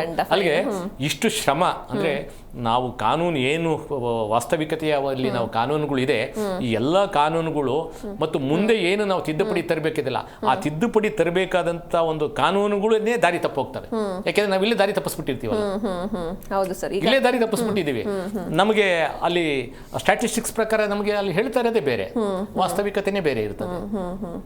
ಸರ್, ಈಗ ಮತ್ತೊಂದ್ ಕಡೆ ಈಗ ರೋಡ್ ಸೇಫ್ಟಿ ಅಂತ ಬಂದ್ರೆ ಈ ಜವಾಬ್ದಾರಿ ಯಾರದ್ದು ಸರ್? ಸರ್ಕಾರದ ಅಥವಾ ವೆಹಿಕಲ್ ಓನರ್ಸ್ ಯಾರ್ದು ಅಂತ? ಕ್ಷಮಿಸಬೇಕು, ಇದಕ್ಕೆ ಯಾರು ಜವಾಬ್ದಾರಲ್ಲ, ನಮಗೆ ನಾವೇ ಜವಾಬ್ದಾರರು. ಇದ್ರು ಎಲ್ಲರೂ ನೋಡಿ, ಯಾವತ್ತು ನಾವೇನದಲ್ಲ, ಒಂದು ಪ್ರಜಾಪ್ರಭುತ್ವ ಅಂತಂದ್ಮೇಲೆ ಅಲ್ಲಿ ಒಬ್ಬ ರಾಜ ಇರ್ತಾನೆ, ಅಲ್ಲಿ ಪ್ರಜೆಗಳು ಇರ್ತಾರೆ. ಪ್ರಜೆಗಳು ಈಗ ನಾವು ಏನು ಮಾಡ್ತಾ ಇದ್ದೀವಿ, ಒಬ್ಬರ ಮೇಲೆ ಒಬ್ರು ಶಿಫ್ಟ್ ಮಾಡ್ತಾ ಇದ್ದೀವಿ. ರಾಜ ಏನು ಹೇಳ್ತಾ ಇದೆ, ಹಿಂದೆ ಒಂದು ಥರ ಇತ್ತು, ರಾಜ ಯಾರನ್ನ ರಕ್ಷಿಸಬೇಕು, ಯಾರನ್ನ ಶಿಕ್ಷಿಸಬೇಕು ಅನ್ನೋ ಒಂದು ಶಕ್ತಿ ಅವರಲ್ಲಿತ್ತು, ಆ ಒಂದು ವಿವೇಚನೆ ಇತ್ತು. ಈಗೇನಾಗ್ಬಿಟ್ಟಿದೆ, ಈ ಜನಗಳ ಮೇಲೆ ಹೇಳ್ತಾ ಇದ್ದಾರೆ, ನಾವು ಜನಗಳು ಹೇಳ್ದಂಗೆ ನಾವು ಕೇಳಬೇಕು ಅನ್ನೋ ಒಂದು ಇದರಲ್ಲಿ ಹೇಳ್ತಾರೆ. ಅಂದರೆ ಜನಗಳನ್ನ ಸರಿ ತಪ್ಪುಗಳನ್ನ ಇವರು ವಿವೇಚನೆ ಇಲ್ಲ. ರಾಜರೇ ಜನಗಳ ವಿವೇಚನಾ ಶಕ್ತಿಯನ್ನ ಇವರು ವಿವೇಚನಾ ಶಕ್ತಿ ಅಂತ ಅನ್ಕೊಂಡ್ಬಿಟ್ಟಿದ್ದಾರೆ. ಇವ್ರು ಏನ್ ಮಾಡಬೇಕು, ಸರಿಯಾಗಿರೋರ್ನ ರಕ್ಷಿಸ್ಬೇಕು, ಸರಿಯಾಗಿ ಇಲ್ದವ್ರನ್ನ ಶಿಕ್ಷಿಸ್ಬೇಕು. ಆಗ್ತಾ ಇಲ್ಲ. ಈಗ ಹೇಳಿದ ರಸ್ತೆ ಸುರಕ್ಷತೆ ಇದ್ರ ಬಗ್ಗೆ ನಾವು ಹೇಳಿದ್ನಲ್ಲ, ಇದರಲ್ಲಿ ಪ್ರಾವಿಷನ್ ಇದೆಯಲ್ಲ, ನೀವೇನು ಎಲ್ಲ ಪರಿಹಾರ ಕೊಡೋದ್ರ ಬದಲು ಜನಗಳಿಗೆ ಏನಾದರೂ ಒಂದು ತಿಳುವಳಿಕೆ ಕೊಡ್ತಕ್ಕಂಥದ್ದು ಏನು ಮಾಡಿದ್ದೀರಿ? ಈಗ ಆಯಿತು, ಆ ಇನ್ಶೂರೆನ್ಸ್ ಕಂಪ್ನಿಗಳೇ ಹೇಳ್ತೀನಿ, ಇಲ್ಲಿನವರೆಗೂ ಎಲ್ಲ ಪ್ರೀಮಿಯಂ ತಗೊಳ್ಳೋದ್ರದ್ದು ಒಂದು ಬಿಟ್ಟರೆ ಏನಿದೆ ಸಾರ್ವಜನಿಕರಿಗೆ ರಸ್ತೆ ಸುರಕ್ಷತೆ ಬಗ್ಗೆ ಯಾವ ಒಂದು ವಿಮಾ ಕಂಪನಿ ಏನೇನು ಕಾರ್ಯಕ್ರಮ ಮಾಡಿದ್ದಾರೆ ದೇಶಾದ್ಯಂತ ತೋರಿಸಿ. ಏನಾದರೂ ಒಂದು ಅಟ್ಲೀಸ್ಟ್ ಎಲ್ಲಾದರೂ ಏನಾದರೂ ಅಲ್ಪ ಸ್ವಲ್ಪ ಮಾಡ್ತಾ ಇದ್ದೀವಿ. ಸಾರಿಗೆ ಇಲಾಖೆ, ಪೊಲೀಸ್ ಇಲಾಖೆ ಇವೆರಡು ಬಿಟ್ಟರೆ ಅದು ಏನು ಒಂಥರ ಇದು ನಾಟಕದ ಪ್ರದರ್ಶನ ಥರ ಹೊರತು, ಬಟ್ ಇನ್ ರಿಯಾಲಿಟಿ ಈಗ ಅಷ್ಟೇ ಹೇಳಕ್ಕಾಗೋದು. ಈಗ ಕುದುರೆಗೆ ನಾವು ನೀರು ತೋರಿಸ್ಬೋದೇ ಹೊರತು ಕುಡ್ಸೋದಿಕ್ಕಾಗೋದಿಲ್ಲ, ಕುಡ್ಸೋದಿಕ್ಕಾಗಲ್ಲ. ಹಾಗಂತ ಅಂದ್ಬಿಟ್ಟು ಜನಗಳು ಹೋದಂಗೆ ಬಿಡೋಕ್ಕಾಗಲ್ಲ. ಅಂತಿಮವಾಗಿ ನಮ್ಮ ಸರ್ಕಾರಗಳು ಏನಾದರೂ ಒಂದು ಚಾಟಿ ಬೀಸಲೇಬೇಕಾಗುತ್ತೆ. ಮತ್ತೆ ಹಾಗಂಗಿದ್ರೆ ರಾಜ ಯಾಕಬೇಕು, ಮಂತ್ರಿ ಯಾಕಬೇಕು? ಮತ್ತೆ ಹಾಗ ನಮ್ಮ ಇಷ್ಟಕ್ಕೆ ಬಂದಾಗ ನಾವೇ ಇರೋದಾದ್ರೆ ನಮ್ಗೆ ಅವ್ರು ಯಾಕಬೇಕು? ಮತ್ತೆ ಹೌದು ಸರ್, ಹೌದಲ್ಲ, ಅವ್ರು ಹೇಳಿದಾಗ ನಾವು ಕೇಳಬೇಕಾಗುತ್ತೆ, ನಾವಿಲ್ಲಿ ಬಲ ಪ್ರಯೋಗ ಮಾಡಬೇಕಾಗುತ್ತೆ. ಎಲ್ಲದಕ್ಕೂ ನಾವು ಹೇಳಿದಂಗೆ ಸರ್ಕಾರ ನಡಿಬೇಕು ಸಾಧ್ಯ ಇಲ್ಲ. ಇರ್ಬೋದು ಸಣ್ಣ ಪುಟ್ಟ ತಪ್ಪುಗಳು ಆಗ್ಬೋದು, ಸರ್ಕಾರದ ಎಲ್ಲರಿಗೂ ಬೇಕಾದಂತೆ ಸರ್ಕಾರ ನಡೆಯಕ್ಕೆ ಆಗೋದಿಲ್ಲ. ಅಂತಿಮವಾಗಿ ಎಲ್ಲರೂ ಬೇಕಾಗಿರೋದು ಸುರಕ್ಷತೆ ಅನ್ನೋದು ಸರ್ಕಾರಕ್ಕೂ ಬೇಕು, ಜನಗಳಿಗೂ ಬೇಕು. ಅದಕ್ಕೆ ಇವೆಲ್ಲನೂ ಒಂದು ಎಜುಕೇಶನ್ ಮಾಡ್ತಾ ಇರಬೇಕು, ಎನ್ಫೋರ್ಸ್ಮೆಂಟು ಮಾಡಬೇಕು, ಆಮೇಲೆ ಜನಗಳಲ್ಲೂ ಕೂಡ ಒಂದು ವಿವೇಕ ಅನ್ನೋದು ಇರಬೇಕು. ಸರ್ಕಾರ ಐತೆ ಮಾಡ್ತಾ ಇದೆ, ಸರ್ಕಾರ ನಿನ್ನ ಜೀವ ಹೋದ್ಮೇಲೆ ಸರ್ಕಾರ ಬಂದ್ ಮಾಡುತ್ತಾ? ಇದನ್ನ ಅರ್ಥ ಮಾಡ್ಕೋಬೇಕು. ನಮ್ಮ ಜೀವ ಹೋದ್ಮೇಲೆ ಬರೋದಿಲ್ಲ. ಶ್ರೀನಾಥ್ ಸರ್, ಇನ್ನು ಕೊನೆಯದಾಗಿ ಈಗ ನಾವಾಗ್ಲೇ ಮಾತಾಡಿದ್ವಿ ಇದ್ರ ಬಗ್ಗೆ, ಬರೀ 2 ವೀಲರ್ಸ್ ಹಾಗೆ ಕಾರ್ಗಳಿಗೆ ಮಾತ್ರ ಇನ್ಶೂರೆನ್ಸ್ ಕಂಪಲ್ಸರಿ ಅಂತೆಲ್ಲ ಹೇಳ್ತಿದ್ದಾರೆ. ಹಾಗಾದ್ರೆ ಬಸ್ಸು, ಲಾರಿಯಿಂದ ಎಲ್ಲ ಆಕ್ಸಿಡೆಂಟ್ಸ್ ಆಗಲ್ವಾ? ಹೇಗೆ? ಕೊನೆಯದಾಗಿ ಏನ್ ಹೇಳ್ತೀರಿ ಇದ್ರ ಬಗ್ಗೆ? ನಾವು ಅದನ್ನೇ ಮೊದಲನೇ ಕೇಳಿದ್ದೆ. ಅದು ವಾಹನ, ಮೋಟಾರ್ ವಾಹನ ಅಂದ ತಕ್ಷಣ 2 ವೀಲರು, ಕಾರು ಮಾತ್ರನಾ ಸಾರು? ಅದನ್ನೇ ಕೇಳ್ತಾ ಇದ್ರು. ಬೇರೆ ಯಾವುದೇ ಒಂದು ವಾಹನದ ಬಗ್ಗೆ ಎಲ್ಲೂ ಉಲ್ಲೇಖ ಮಾಡಿಲ್ಲ. ಎಸ್ಪೆಷಲಿ ಯೆಲ್ಲೋ ಬೋರ್ಡ್ ಇದೆಲ್ಲ ಬಂದಾಗ ಅವ್ರಿಗೆ ಪರ್ಮಿಟ್ ಅಂತ ಬೇರೆ ಇರುತ್ತೆ, ಆ ಪರ್ಮಿಟ್ ಬಗ್ಗೆ ಎಲ್ಲೂ ಮಾತಾಡ್ತಿಲ್ಲ. ಪರ್ಮಿಟ್ ಇಲ್ಲ ಅಂದ್ರೂ ಗಾಡಿ ಓಡಿಸೋಂಗಿಲ್ಲ. ಎಷ್ಟೋ ಜನ ತಗೊಂಡ್ಬಂದಿದ್ದಾರೆ, ಅಪಘಾತಗಳು ಆಗಿದೆ. ಆದಮೇಲೆ ನಾವು ಥರ್ಡ್ ಪಾರ್ಟಿ ಕ್ಲೈಮ್ ಅಂತ ಬಂದಾಗ ನಾವು ಪ್ರೂವ್ ಮಾಡು, ಮತ್ತೆ ಕೋರ್ಟಲ್ಲಿ ಜಗಳ ಆಡು, ಇದೇ ಆಗುತ್ತೆ ಹೊರತಾಗಿ 2 ವೀಲರ್ 4 ವೀಲರ್ ಅಷ್ಟೇ ಹೇಳ್ತಾ ಇದ್ದೀರಿ ಹೊರತಾಗಿ ಬೇರೆ ವಾಹನಗಳಿಗೆ ಏನು ನಿಮ್ಮ ನಿಬಂಧನೆ? ಹಾಗಾದ್ರೆ ಇನ್ಶೂರೆನ್ಸ್ ಒಂದು ಇದು ಬಿಟ್ರೆ ನಿಮಗೆ ಪೆಟ್ರೋಲು, ಡೀಸೆಲ್ ಎಲ್ಲದಕ್ಕೂ ಮಾನ್ಯತೆನಾ? ನನ್ನ ಲೈಸೆನ್ಸ್ ಬೇಡ, ಗಾಡಿ ಪರ್ಮಿಟ್ ಬೇಡ, ಗಾಡಿನೇ ನಂದಲ್ಲ, ಕಳ್ತನದ ಗಾಡಿ, ಇನ್ಶೂರೆನ್ಸ್ ಯಾವುದು ಬೇಕಾಗಿಲ್ಲ. ಇನ್ಶೂರೆನ್ಸ್ ಒಂದು ತೋರಿಸು, ಪೆಟ್ರೋಲ್ ಹಾಕಿಸ್ಕೊಂಡು ಗಾಡಿ ಹೋಗು. ಇದು ಕಾನೂನು ಹಾಗಾದ್ರೆ? Correct sir. ಇನ್ನು ರಾಜಣ್ಣ ಸರ್, ನೀವೇನು ಹೇಳ್ತೀರಾ ಕೊನೆಯದಾಗಿ? ಈಗ ಏನು ಸುಪ್ರೀಂ ಕೋರ್ಟು ಯಾವ ಒಂದು ಹಿನ್ನೆಲೆಯಲ್ಲಿ ಹೇಳಿದೆ ಅನ್ನೋದು ಏನು ಸ್ಪಷ್ಟತೆ ಇಲ್ಲ. ಆದರೆ ಅವರು ಸುಪ್ರೀಂ ಕೋರ್ಟ್ ಯಾವುದು ಕಾನೂನು ಮಾಡೋದಿಲ್ಲ. ಕಾನೂನು ಮಾಡ್ತಕ್ಕಂಥದ್ದು ಎಲ್ಲ ನಮ್ಮ ಕೇಂದ್ರ ಸರ್ಕಾರಗಳು ತಮ್ಮ ಒಂದು ಲೋಕಸಭೆಯಲ್ಲಿ ಏನು ಮಂಡನೆ ಮಾಡಿ ಇದು ಚರ್ಚೆಗೆ ಒಳಗೊಡಿಸ್ಬೇಕು. ಇವ್ರು ಚರ್ಚೆ ಮಾಡ್ದಲ್ಲೇ ಸುಪ್ರೀಂ ಕೋರ್ಟ್ ಹೇಳಿದೆ ಮಾಡಿದೆ. ಈಗ ನೋಡಿ, ಕೆಲವೆಲ್ಲ ಕಾನೂನುಗಳು ಹಾಗೆ ಹೇಳ್ತಾರೆ. ಕಾನೂನನ್ನು ಯಾವುದೂ ಕೂಡ ಸುಪ್ರೀಂ ಕೋರ್ಟ್ ಮಾಡೋದಿಲ್ಲ. ನೀವೇನು ಮಾಡಿದ್ದೀರಾ ಆ ಕಾನೂನುಗಳನ್ನ ಪಾಲನೆ ಮಾಡಿ ಅಂತ ಹೇಳುತ್ತೆ. ಆಮೇಲೆ ಹೆಚ್ಚುವರಿಯಾಗಿ ಏನಾದರೂ ಒಂದು ನಿರ್ದೇಶನನೇ ಹೊರತು, ಒಂದು ಸೂಚನೆ ಸಲಹೆ ರೀತಿ ಕೊಟ್ಟಿದೆ ಹೊರತು ನೀವು ಇದನ್ನ ಕಾನೂನು ಮಾಡಿ ಕಡ್ಡಾಯವಾಗಿ ಅಂತ ಹೇಳಿಲ್ಲ. ಇದನ್ನ ಪರಿಗಣನೆ, ಇದ್ರ ಮೇಲೆ ಚರ್ಚೆ ಮಾಡಬೇಕು. ಇದು ಚರ್ಚೆ ಮಾಡಿದ್ರೆ